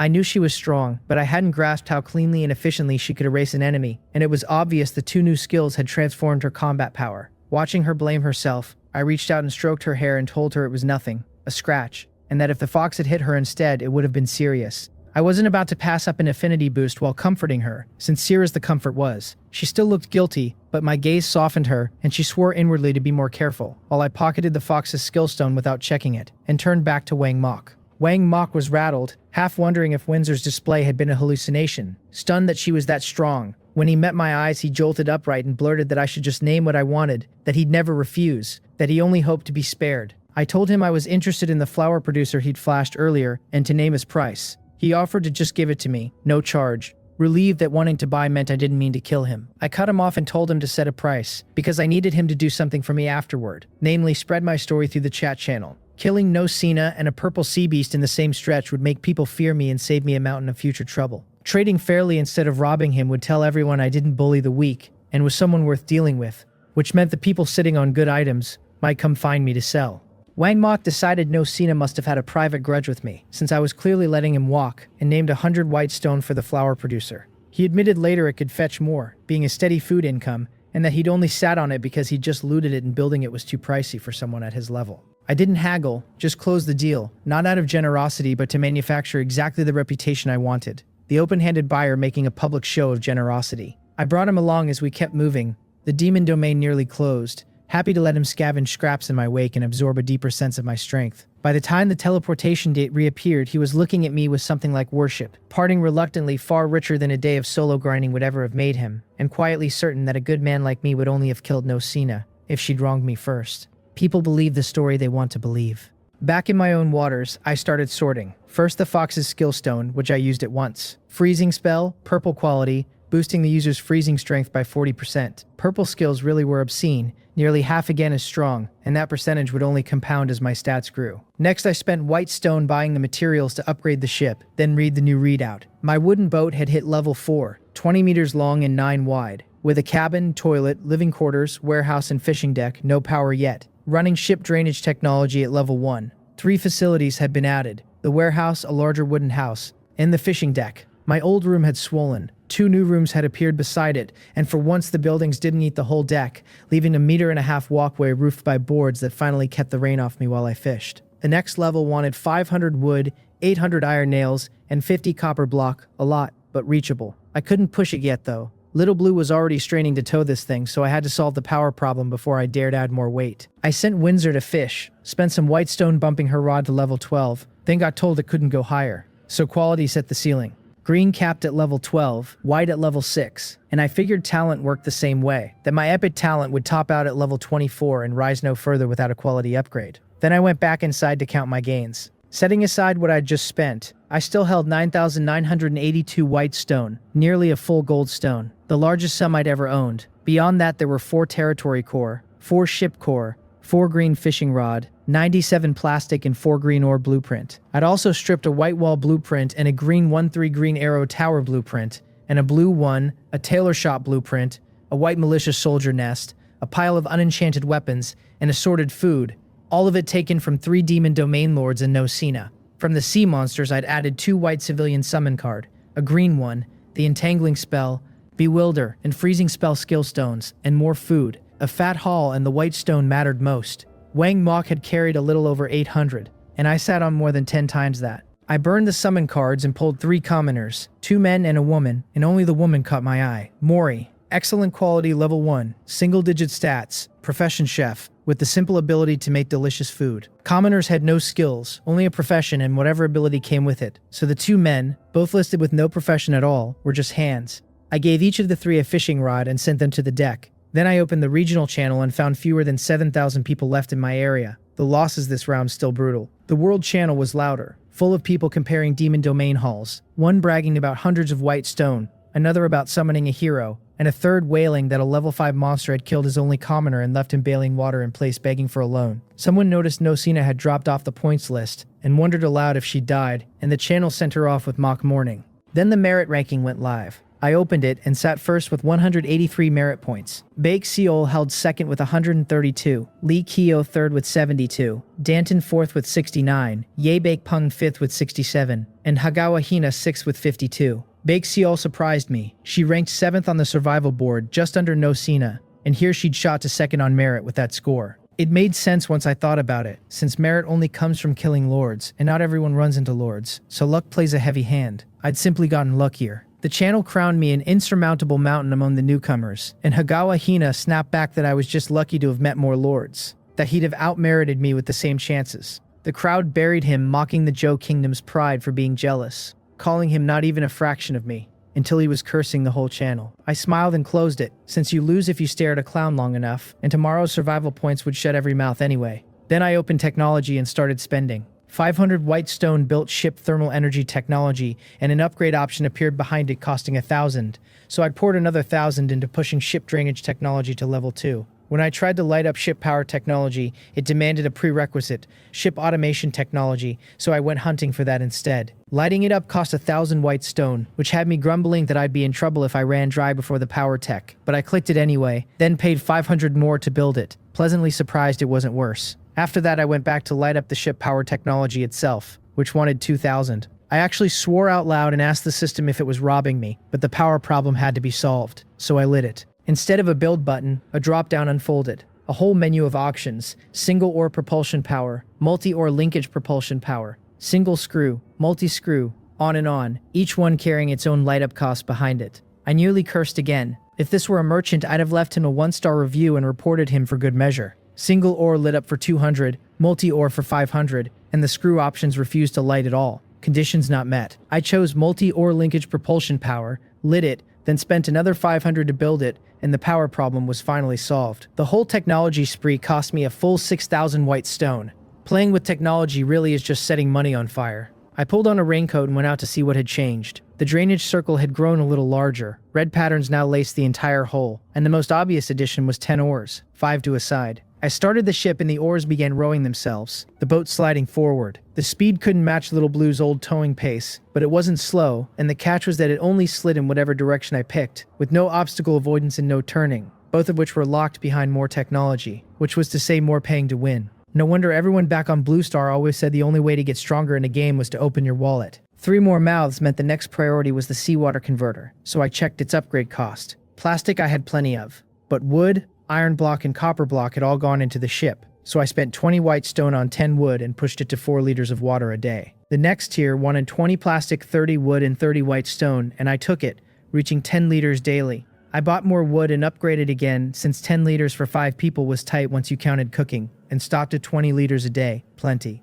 After that, I took out the flower producer blueprint I'd bought from Wang Mok and built it, buying the missing materials from my personal shop. And a strange thing appeared, a cylinder of golden yellow sitting on a tapered base with a small door for collecting the flour. According to the description, it needed no raw ingredients at all, simply pulling molecules from the air to synthesize 3 kilograms of flour a day, which struck me as wonderfully high-tech. I upgraded it 1 level for 480 white stone, doubling output to 6 kilograms, then balked at the next tier's 960, and stopped. Next, I built the cooler I'd transformed that morning, meaning to keep it in the warehouse for preserving the mountain of food and vegetables I'd looted. It lowered temperature by 2 degrees, so I upgraded it level after level to level 4, and 8 degrees of cooling, the materials climbing each step. When everything was done, I had 2,327 white stone left, with the seawater converter at level 4, the flour producer at level 2, and the cooler at level 4. I nodded, satisfied. I filled the converter, bought 20 wood, and went to work like a man who'd finally remembered he could build a home. 4 wood became 2 large barrels for water and flour, 3 wood a table, 2 wood 4 benches, 1 wood the chopsticks and cutlery, and 6 wood a single bed and a double bed, the single for my cabin and the double for the living room.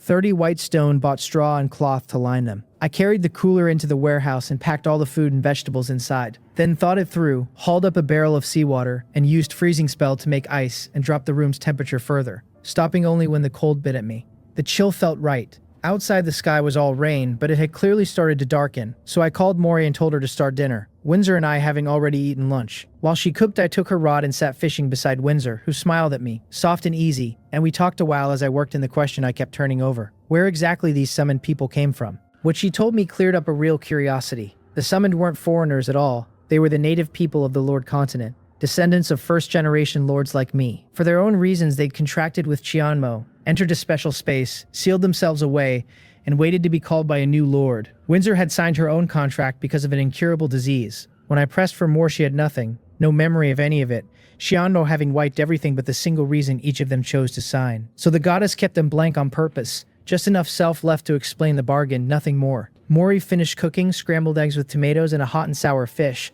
and the 5 of us cleared every dish over bread and steamed buns. I left Mori to the washing and had the 2 men carry the beds and straw and cloth into the living room to sleep. Then I set Windsor to releasing light element heat to charge the boat's thermal technology, and told Mori to keep a fire burning, because with no sunlight and a low temperature, the ship's stored heat couldn't carry us through a whole night of sailing. It didn't take long for Windsor's mana to run dry, and waiting on its recovery wouldn't fill the gap either, which told me she couldn't fish at all the next day. I just have to park her indoors as a living charging treasure. For tonight we'd go as far as the heat allowed. I told Little Blue to swim escort behind the boat, set us sailing, and turned in with Windsor while Maury slept on the single bed in our room. Tonight we rested down to our inner layers. When I suggested we shed the outer clothes, Windsor's neck went red, but she didn't refuse, just undressed slowly and shyly, still keeping a white inner lining, while I stripped to almost nothing myself. I drew her in and breathed the faint clean scent in her freshly washed hair, her body warm and soft against me, deeply content, glad I'd bought the toiletries off the trade channel the day before. She looked up at me with a face full of color, and I knew she was thinking about the wound I'd taken saving her, her eyes brimming so full of tenderness they seemed about to spill over.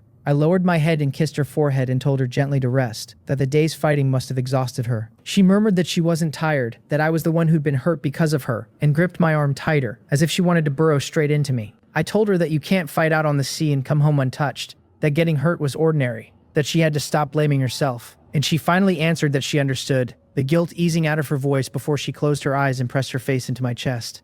I stroked her hair and turned my mind to the afternoon's materials. 4 people fishing, plus that level 12 rod, had pulled in a solid pile of white stone, so I bumped the other 5 rods to level 4, leaving me 6 rods total, the gift 1, the talent 1 from the first night, and 4 looted off a demon domain lord. That left me 2,472 white stone, and then came the part I'd been waiting for, the talent. First the underwear blueprint, which I'd never bothered building since the trade channel overflowed with cheap clothes, so I ran 100 transformations on it, and got a trajectory fixed point teleportation blueprint, a one-time tool that records your movement path and lets you jump back to any point along it, just once. Not much use this second, but it made a fine escape charm, so I used it, watching a line trace itself across the blueprint as my trajectory began recording. Then I took the blue water cup and used my talent with real hope, and out came a purple pet card. Excellent. Little Blue, summoned from a blue card, had carried me through everything, so a purple one should be better still. I used it, and a wisp of red flame bloomed in the air, spreading and gathering until a 20-centimeter spirit took shape, a tiny figure in a little red dress, long red hair, red eyes, fair skin, small wings at her back, a little red staff in hand. She opened her eyes, saw me, and broke into a delighted smile, flying over to land on the quilt.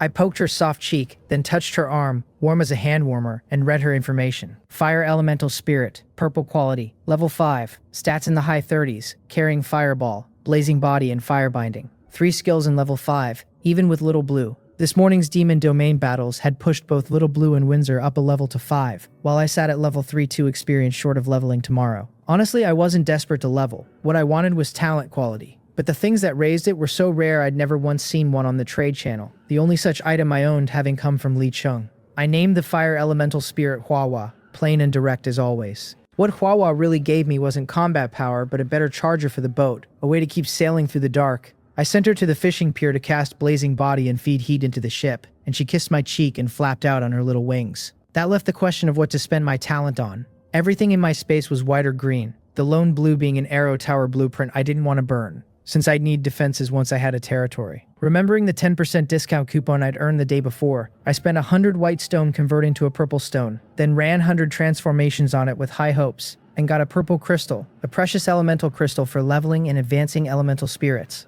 I turned the irregular, rather beautiful thing over in my hand, frowning. So elemental spirits couldn't level by killing monsters? If that was true, Hua would be miserable to raise, since I couldn't conjure crystals daily and couldn't even guarantee a crystal each time I transformed. Annoying, but I'd been here only 3 days and knew too little, so I shelved it. I opened the chat channel, my nightly ritual, and found the world channel chewing over me. Someone swore he'd watched through a looted telescope as I chased Nosina down and killed her, no doubt about it. Hagawahina pounced, calling me vicious for turning on my own, claiming I'd hunted her because killing a lord hands over every resource. A few players, the ones who'd never met a lord, were genuinely shocked to learn that was even possible. Half of them envious, and half of them grateful they hadn't, since meeting a stronger lord just means serving yourself up. Hagawa Hina kept dragging the topic back, demanding I come explain why I'd broken the agreement and killed the spirit domain lord, and Danton joined in to stir the pot. And still Hagawa Hina taunted, asking if my silence meant I was afraid to admit it. So I answered. I typed that yes, I'd killed no Sina and asked Hagawahina whether he wanted to avenge her and whether he had the strength to. Pure mockery, no explanation, because I knew that nothing I said would land, that an accusation only loses its sting when someone else clears it for you. He got angrier, didn't take my bait, and instead started telling people not to trade with me, painting me a fierce and evil man they'd all be cheated by. The channel split. Some bought that I'd killed for resources and called me cruel. Others pushed back, asking how my score could possibly hinge on no Sina scraps when it towered so high. And a third group insisted you couldn't even find a lord in the spirit domain. 3 days in, and they'd never seen one.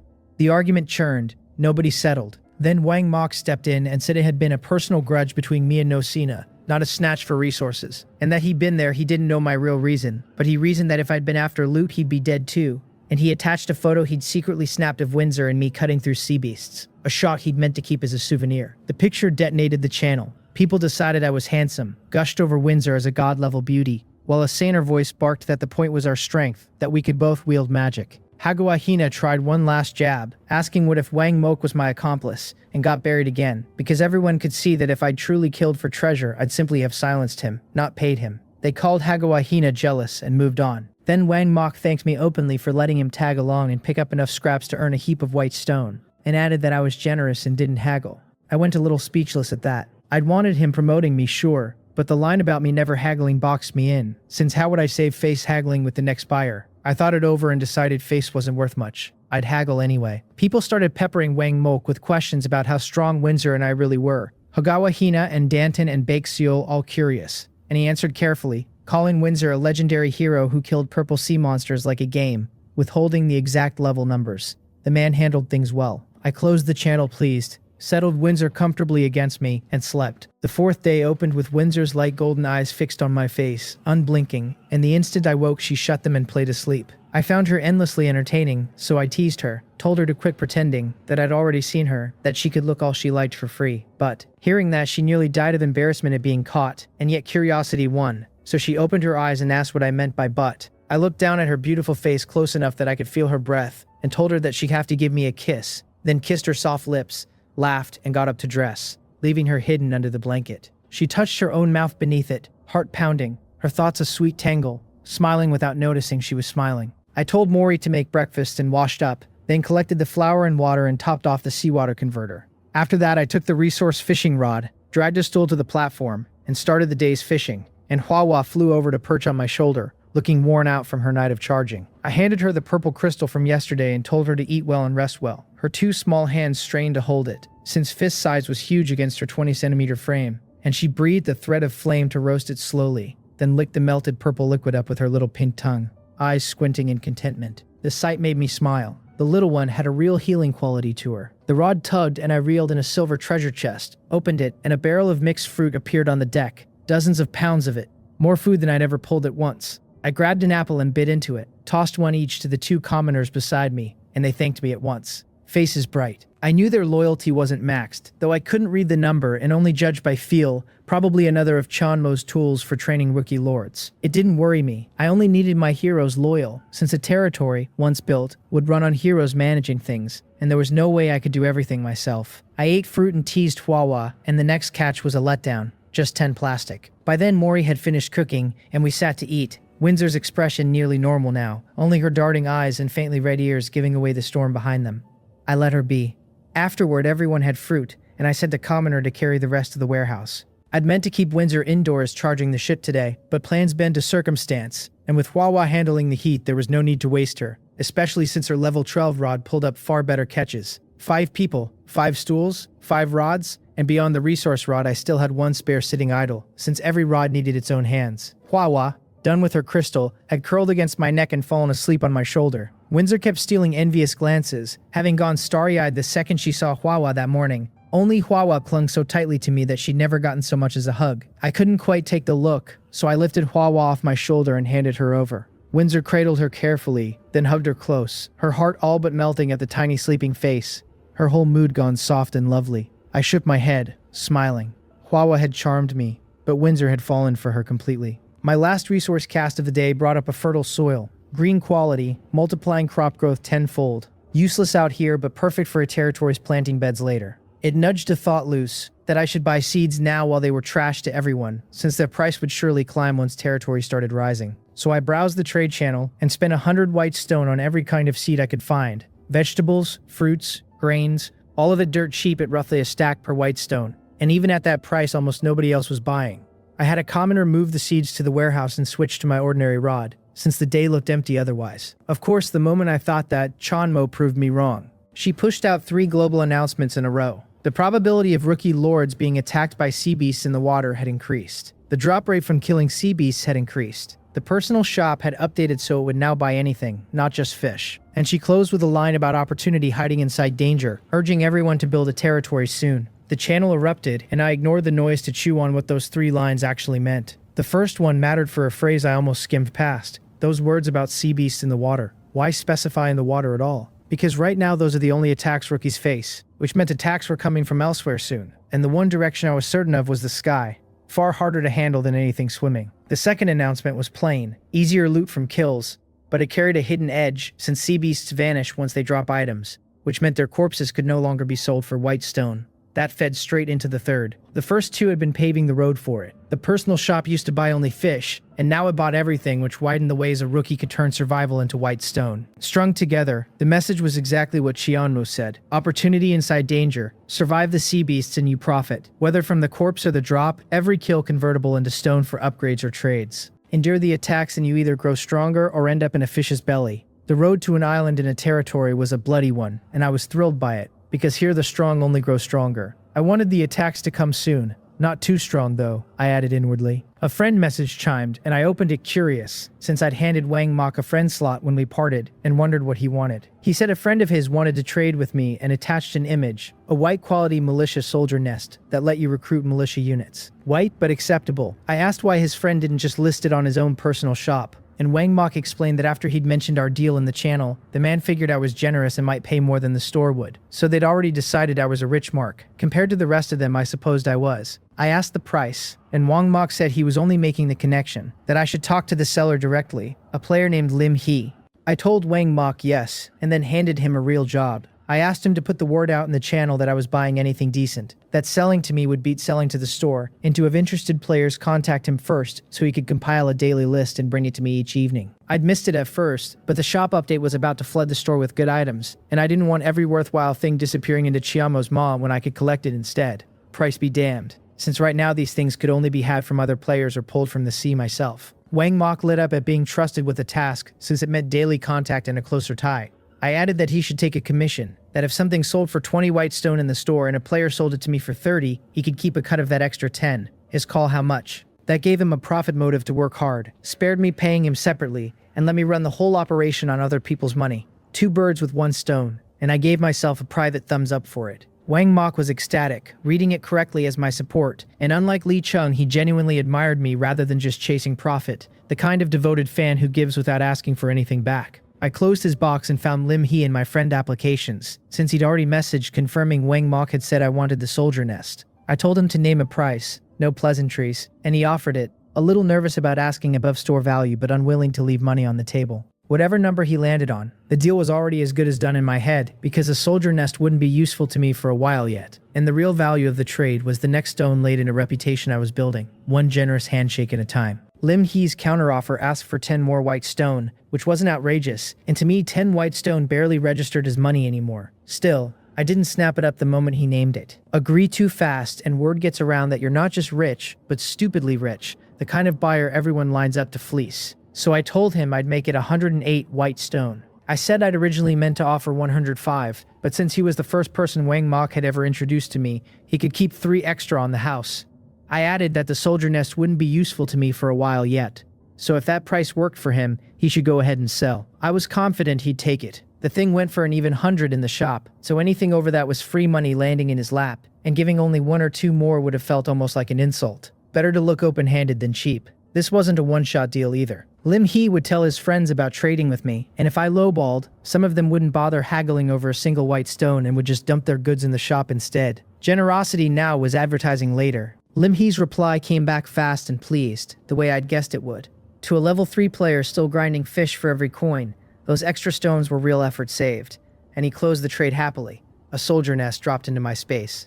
and I went back to fishing.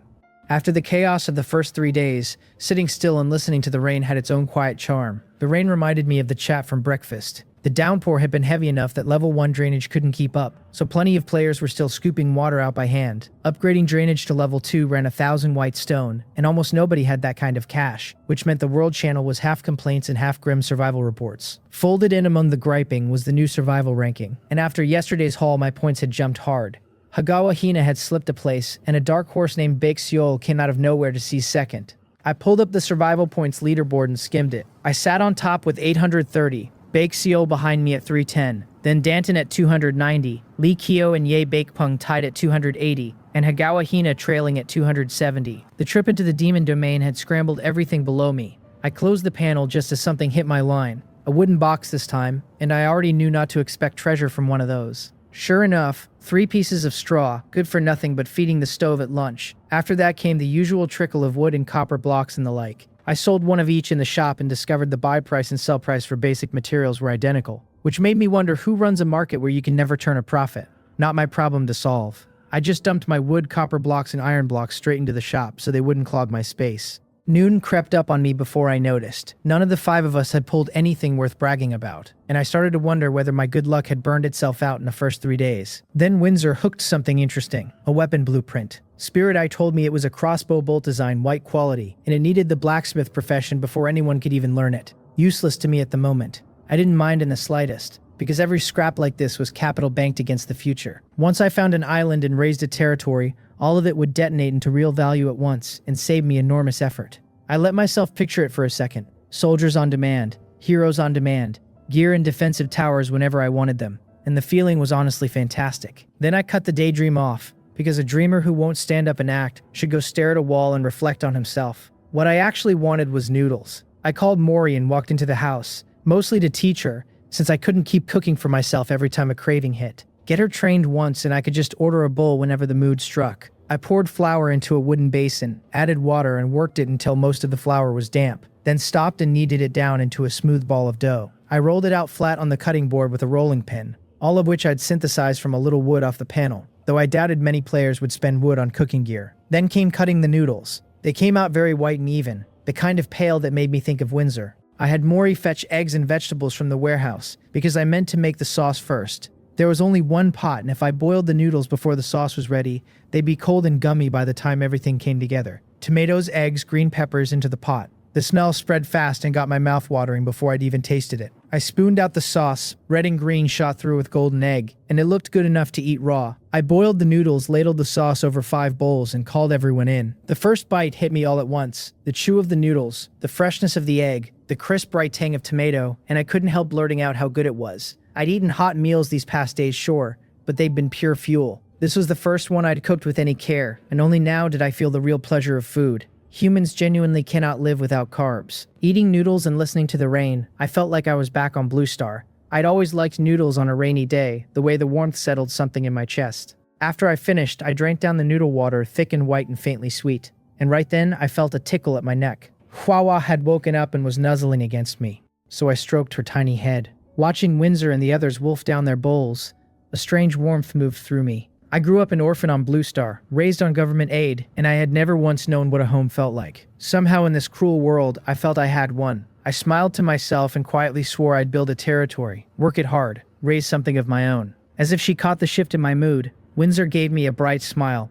Little Blue let out a low cry from the water, and Hwawa flew up to my face and wrapped both little hands around my head. I pressed my forehead to Hwawa's and gave a shake that set her giggling, then checked her panel. The purple crystal she'd eaten that morning had carried her to level 6, lifting every stat by 4 points, with her lowest now sitting at 40. I'd leveled once myself during the morning's fishing and was at level 4. My own panel had quietly changed overnight. Beyond the bump in base stats, my freezing spell now showed up as a listed skill, and every skill carried a quality tag I hadn't seen before. An adjustment from the morning announcement that Chionmo apparently hadn't bothered to flag for me. I read down the line, level 4 with 28 experience toward 400, strength 17 with a bonus 10 stacked on top, agility 17, defense 17, wisdom 18, mana 180 with 18 added. Hero, ice element messenger. My skills ran spirit eye, water arrow technique in green, freezing spell in purple, with a green staff equipped and 100 transformations marked epic.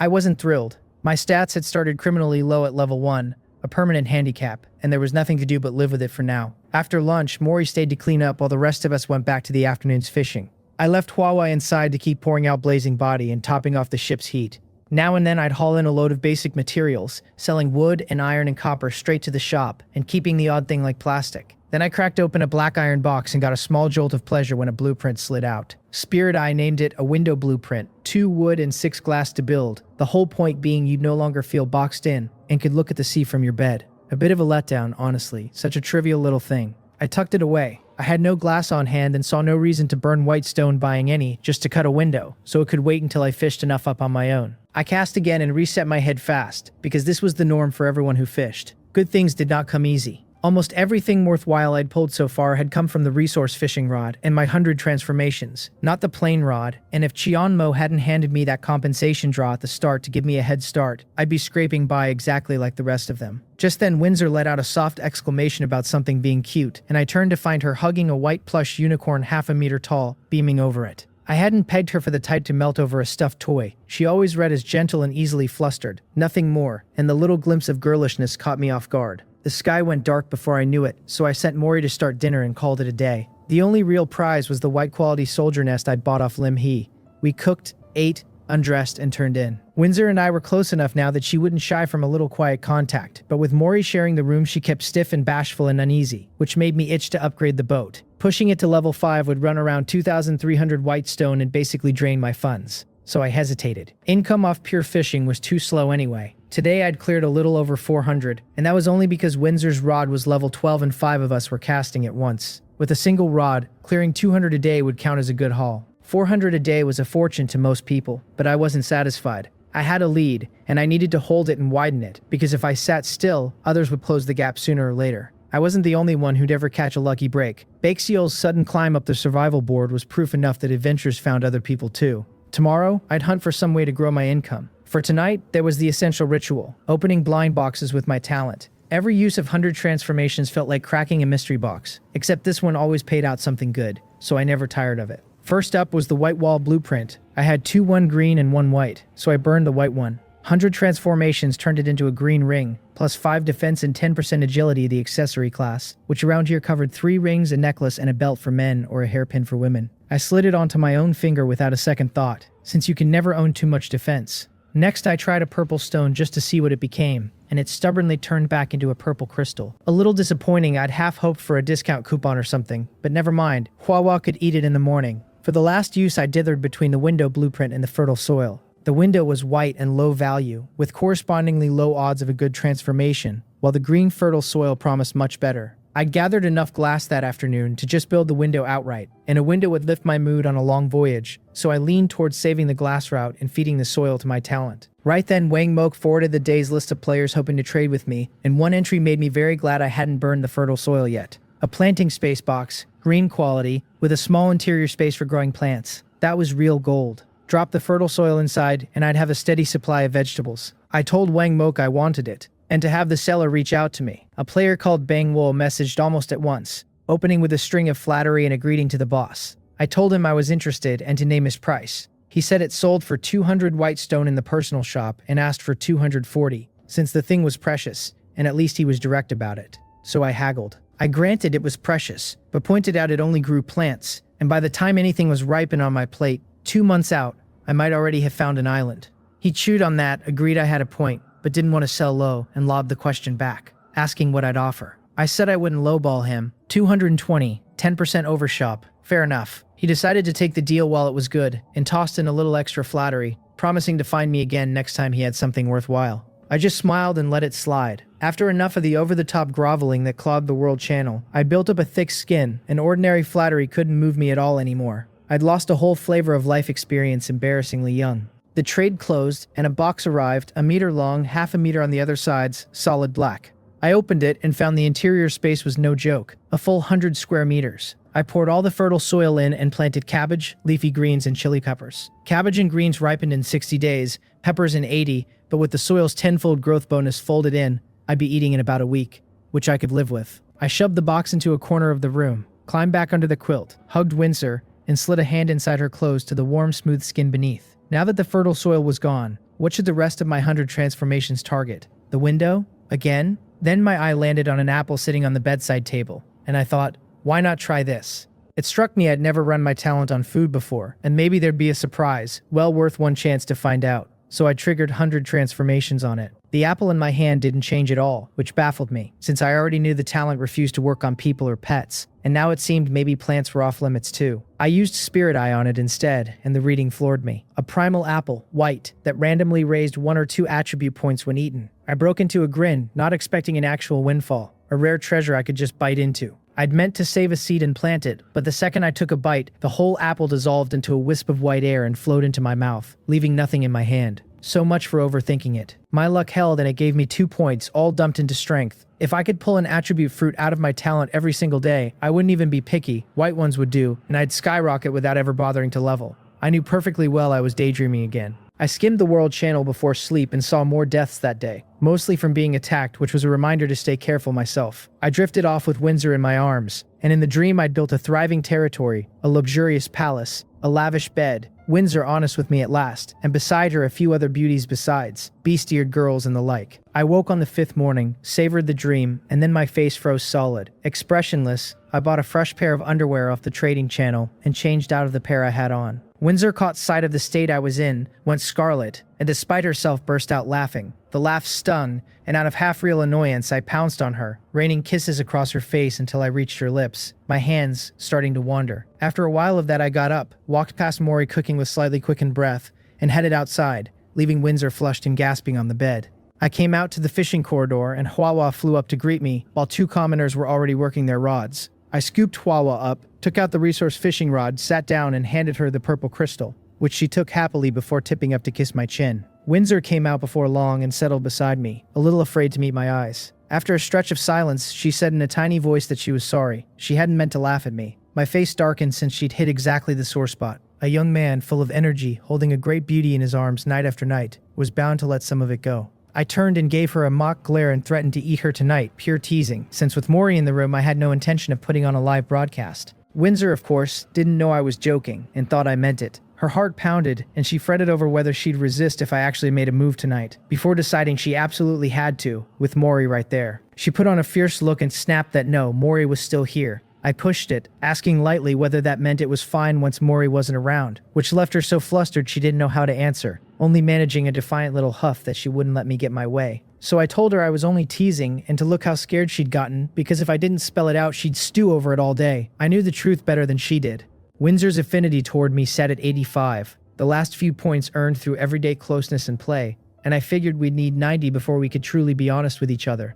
My words settled her a good deal, though she stayed sulky, and I just smiled and let it be. The day's first catch came up then, and I hoped for a decent start. It was a civilian summon card, white, which I used right away. A male commoner appeared, and his panel was another blank slate with no profession at all. I handed him the last spare rod and pointed him at the water. With no idle rods left and one more body aboard, housing was going to get tight. So for now the 3 commoners could squeeze into the living quarters together, and once the boat upgraded I'd rearrange them and finally get rid of Mori's awkward placement. While I was thinking it over, the rod jumped again, and I pulled up fertilizer, white, the note promising it doubled crop growth speed. I carried it inside and scattered it over the planting box, which meant vegetables in 3 or 4 days instead of a week. Soon another blueprint surfaced, an ice cream maker in green, 5 wood and 2 copper and 3 plastic, the kind of thing that improves life without doing anything useful in a crisis. Maybe I could churn ice cream and sell it later, though I doubted many buyers existed while most players were still clinging to the survival line. I put it away. The rain was a true downpour today, and I could already see my level 2 drainage barely keeping pace, a thin film of water always left behind. If it grew any heavier, I'd be bailing by hand. I decided that if nothing good turned up by evening, this ice cream maker would feed my talent that night. After fishing, I checked my balance, a little over 2,600 white stone, then opened technology and searched diving.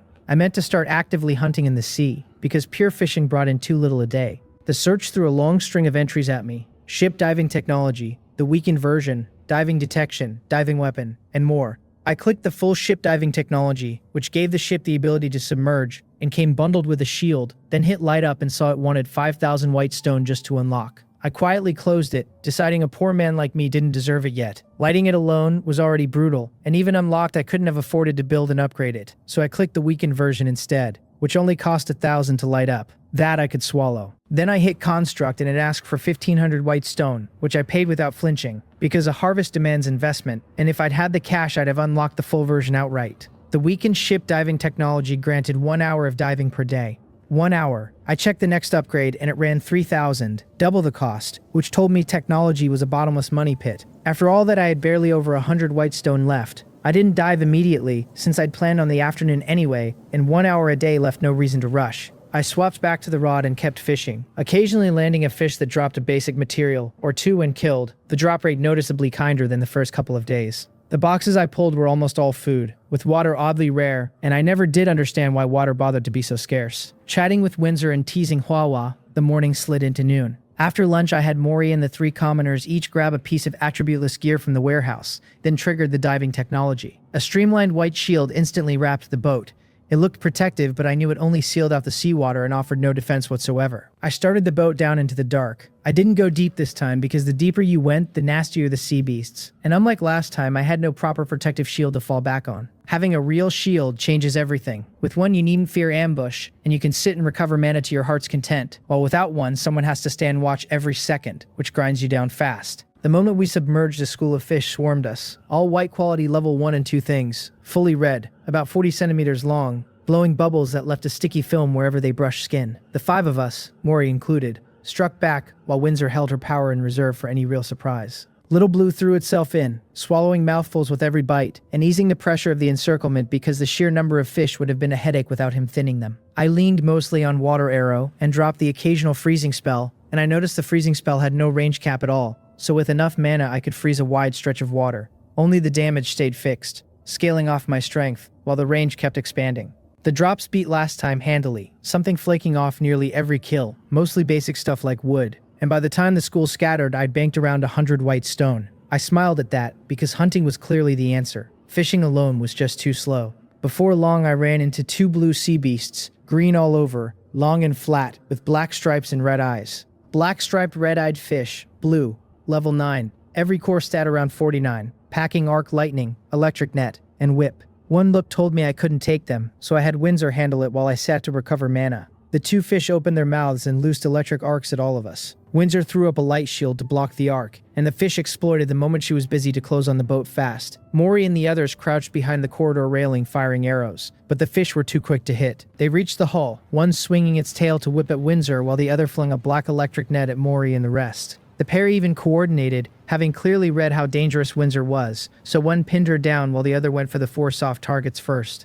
Windsor saw the fish swinging at her and simply ignored it, instead casting light shield over Mori and the other 4 to stop the net cold. The fish that lunged at her never landed its blow, because a rope of red flame snared it, and though it tore free of Huahua's binding quickly, that delay was all Windsor needed. She cast Bewilder on the one harassing Mori's group, then put a light arrow through the one still ripping loose from the flame, and killed it outright. On the far side, with that second fish dazed by Bewilder, Huahua hit it with a head-sized fireball, and Windsor, hands free now, finished it with a light arrow. Their first real collaboration ran like they drilled it for weeks, eerily smooth. 2 sea beasts down without much trouble. I'd been genuinely afraid of casualties when those things went for Mori and the commoners, so seeing Windsor and Huahua clean it up themselves left me limp with relief. I stroked Huahua's little head with my thumb, and told her she was amazing, and she tipped her head back, narrowed her eyes, and made this majestic little face that said she knew it. I handed her over to Windsor, since after fighting side by side the 2 of them had warmed to each other. I sold one of the fish, and the other dropped a blueprint, a salt field manufacturing blueprint.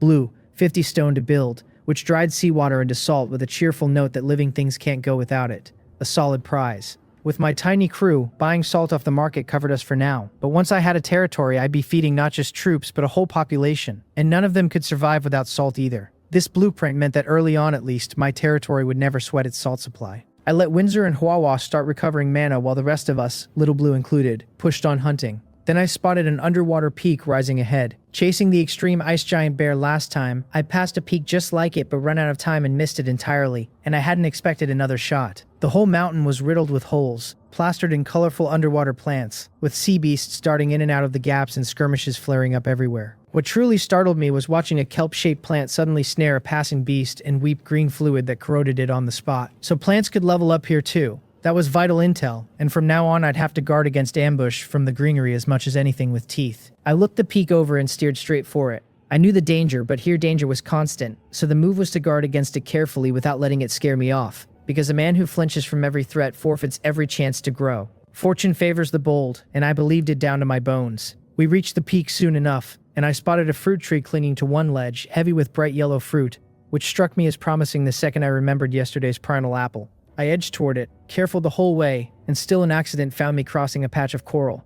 Wary of plants, I'd struck one coral and broken it without gaining experience, so I'd written the lot off as deadstone, and I picked the sparsest stretch to cross anyway. Halfway through, the surrounding coral suddenly moved, ringing the boat in and oozing a clear liquid that smeared across the hull. Spirit Eye named it glazed coral, white, level 6, with move, glazing, and stealth, which explained why I'd never spotted it lurking. Glazing was what changed my face, because when I checked the hull, I found the smeared patches slowly turning transparent. If this kept up, my whole boat would become glass, and the second the diving ability ran out, it would sink. I ordered everyone but Windsor to attack at once. Little Blue charged the densest cluster head-on, Mori and the others poured in arrows, Huahua flung fireball after fireball, and I chained freezing spell to lock the coral in place. Lucky for me, their level and quality were low, because at any height that would have been catastrophe. We battered a path out of the coral, our slow speed nearly sinking us, and in the escape I didn't dare even scoop up the drops for fear of losing more. The attack taught me two things. First, you cannot blindly trust a reading skill like Spirit Eye, since now and then it leads you straight into a fatal misjudgment. Second, you cannot underestimate low-level creatures, because anything that has survived this long owns its own tricks for survival, and writing it off costs you dearly, sometimes your life. I grew warier still after that, and crept up at last before the fruit tree, except my eyes didn't linger on the tree at all. They fixed on the thing beside it, a water shadow leopard, blue, level 10, every core stat in the mid-50s. Carrying Dark Beam, Extreme Speed, and Savage Strike. Stats that high made me curse under my breath, and the worst of it was the agility at 56. Even buffed, Windsor's agility only reached 50, so her odds of landing a hit were thin. I looked to Windsor, and she read my worry but stayed confident, telling me softly that it was no problem. She could handle him. Only I should take Mori and the commoners back into the house and leave Huahua to help. I understood that out here we'd just be a liability dragging at her, so I pulled everyone back inside, though not before reminding her to be careful. Once we'd gone, Windsor turned her full attention on the leopard prowling restlessly before the boat. Its body was black and hairless, its eyes a beautiful azure soured by the cruelty in them. The leopard sensed a vague threat off Windsor but counted it only a threat, not enough to surrender its treasure. Huahua, perched on Windsor's shoulder, opened with a fire binding that the leopard dodged clean, since her agility was only 41 against its far higher number. Agility governs not just movement but casting speed. Missing, Huahua switched to fireball, conjuring one after another off her little staff and hurling them at the leopard. Though few connected and those that did barely hurt it, it only enraged the thing. The leopard's speed spiked and it pounced at Windsor. Its extreme speed skill, Windsor instantly raised a light shield around herself and gave ground, but the leopard was too fast, reaching her in a blink, its head-sized paw swiping down with claws gleaming cold. The light shield held a heartbeat before it shattered, but by then Windsor had already retreated. The leopard landed on the boat, body low, back arched, a guttural growl rolling in its throat, its fierce gaze fixed on us. Windsor cast light arrow and Huahua cast fireball, and while it dodged it spat the occasional dark beam, a black ray which Windsor's light shield blocked while the leopard could only eat the damage in return. Before long the leopard wore a dozen wounds, some patches charred where Huahua's fireballs had landed. Frustrated by the lack of a kill, it grew more frantic, its azure eyes reddening, reason draining out of it as it ran on extreme speed straight at Windsor to settle things up close. Right then its mind swam and its focus slipped for an instant, and in that instant 2 light ropes and 1 fire rope snared it. From the start, Windsor had meant to bait it into losing composure, then catch it with Bewilder to bleed off its speed and pin it down. The leopard was so fast that even unraveling she'd had to cast Bewilder 3 times before the third finally caught and dazed it. With it bound, neither Windsor nor Huahua hesitated, raining light arrow and fireball until the thing was finished. Once it went quiet outside, I walked out, and Windsor came toward me holding out a blue stone. I was delighted, but I didn't grab it first. Instead, I looked her over, concerned, and asked whether she was hurt, since she was my main force and an injury to her would hit me hard. She told me she wasn't, and even if she were, there was no need to worry. She had healing, and my concern plainly made her happy. I said that was good, though privately I knew healing burned mana too, and out here every point of mana was precious. Then I took the skill stone she offered, Shadow Lurk, blue, which let the user melt into shadow to hide form and aura, with a 30% damage bonus on attacks launched from the shadows, and it required a Dark Element Messenger to learn. A dark skill, no use to me now. I'd keep it, since a thing this valuable should never be sold or fed to my talent, and if I ever found a fitting hero, I'd hand it over. I steered the boat up to the fruit tree and examined it. A Lingyuan gold fruit tree, a rare treasure, bearing green Lingyuan gold fruit that raised base attributes when eaten. I smiled, since of course it was another attribute treasure, well worth the effort. Counting the fruit, I found 13 on the tree, and I plucked one. Spirit Eye read it as randomly raising 3 or 4 attribute points, so I ate it on the spot and got lucky. 4 points, 2 into agility, and 2 into wisdom. I picked a second to eat next, but a prompt stopped me, warning that eating one of these treasures repeatedly in a short span gave no further attributes. With an effective interval of 4 years, I hadn't expected the limit, which meant any more Lingyuan gold fruit I ate inside 4 years would do nothing. No wonder the leopard had never touched the fruit and just guarded the tree. I picked every green Lingyuan gold fruit and then turned my attention to the tree itself, which stood barely over 2 meters and hardly earned the word tree. Even dug up, I couldn't plant it now, and hauling it along for later was hopeless when I had no idea when I'd reach an island. Giving up galled me, though. After a moment, my eyes lit, and I grinned, tied the tree off with rope, had Little Blue clamp down and heave upward until it tore free, then opened the personal shop and chose sell. That was the plan all along, sell the tree whole. The shop quoted 2 gold stone, and my eyes blew wide. I'd known it was precious, but not that precious. 2 gold stone. Since arriving on the Lord Continent, every coin I owned put together came to about that much, maybe less. I sold it without hesitation, and 2 gold stone landed in my assets, a full 20,000 white stone. I'd struck it rich, and with that kind of money I could launch a whole new wave of upgrades, starting with diving to stretch my time in the sea past its measly 1 hour. With that settled, I turned to head back since little dive time remained and I had no intention of dying to greed. But just as I made to leave, every creature on the peak began thrashing in sudden chaos. A dragon's roar rolled out, deep and heavy with majesty, and at the sound every beast froze and pressed itself flat to the stone, even the plants drooping their branches low. I'd been baffled by the panic until that roar explained it, and my own heart shook, because this was something far stronger than the deep-sea demonic flood dragon I'd met before. I dropped the boat down onto the peak and had Windsor cloak us with stealth, and then I saw a sight that rattled me to the core. Approaching from the north of the peak came a procession. At its head ran hundreds of giant pythons, jet black with crimson eyes, each over 200 meters long, and behind them 4 flood dragons of azure scale, twin-horned, around 400 meters each. What stopped my breath was what those 4 were hauling, not a carriage but a palace. The thing stood over 30 meters tall across 3 floors, mainly blue chased with golden patterns, and along the railing of every floor stood demi-humans of every race, human-bodied with foreign heads, mermen and turtle men and the literal shrimp soldiers and crab generals of the sea races. Behind the palace came 4 more flood dragons, then hundreds more pythons, the whole host advancing with overwhelming force. I checked the flood dragons.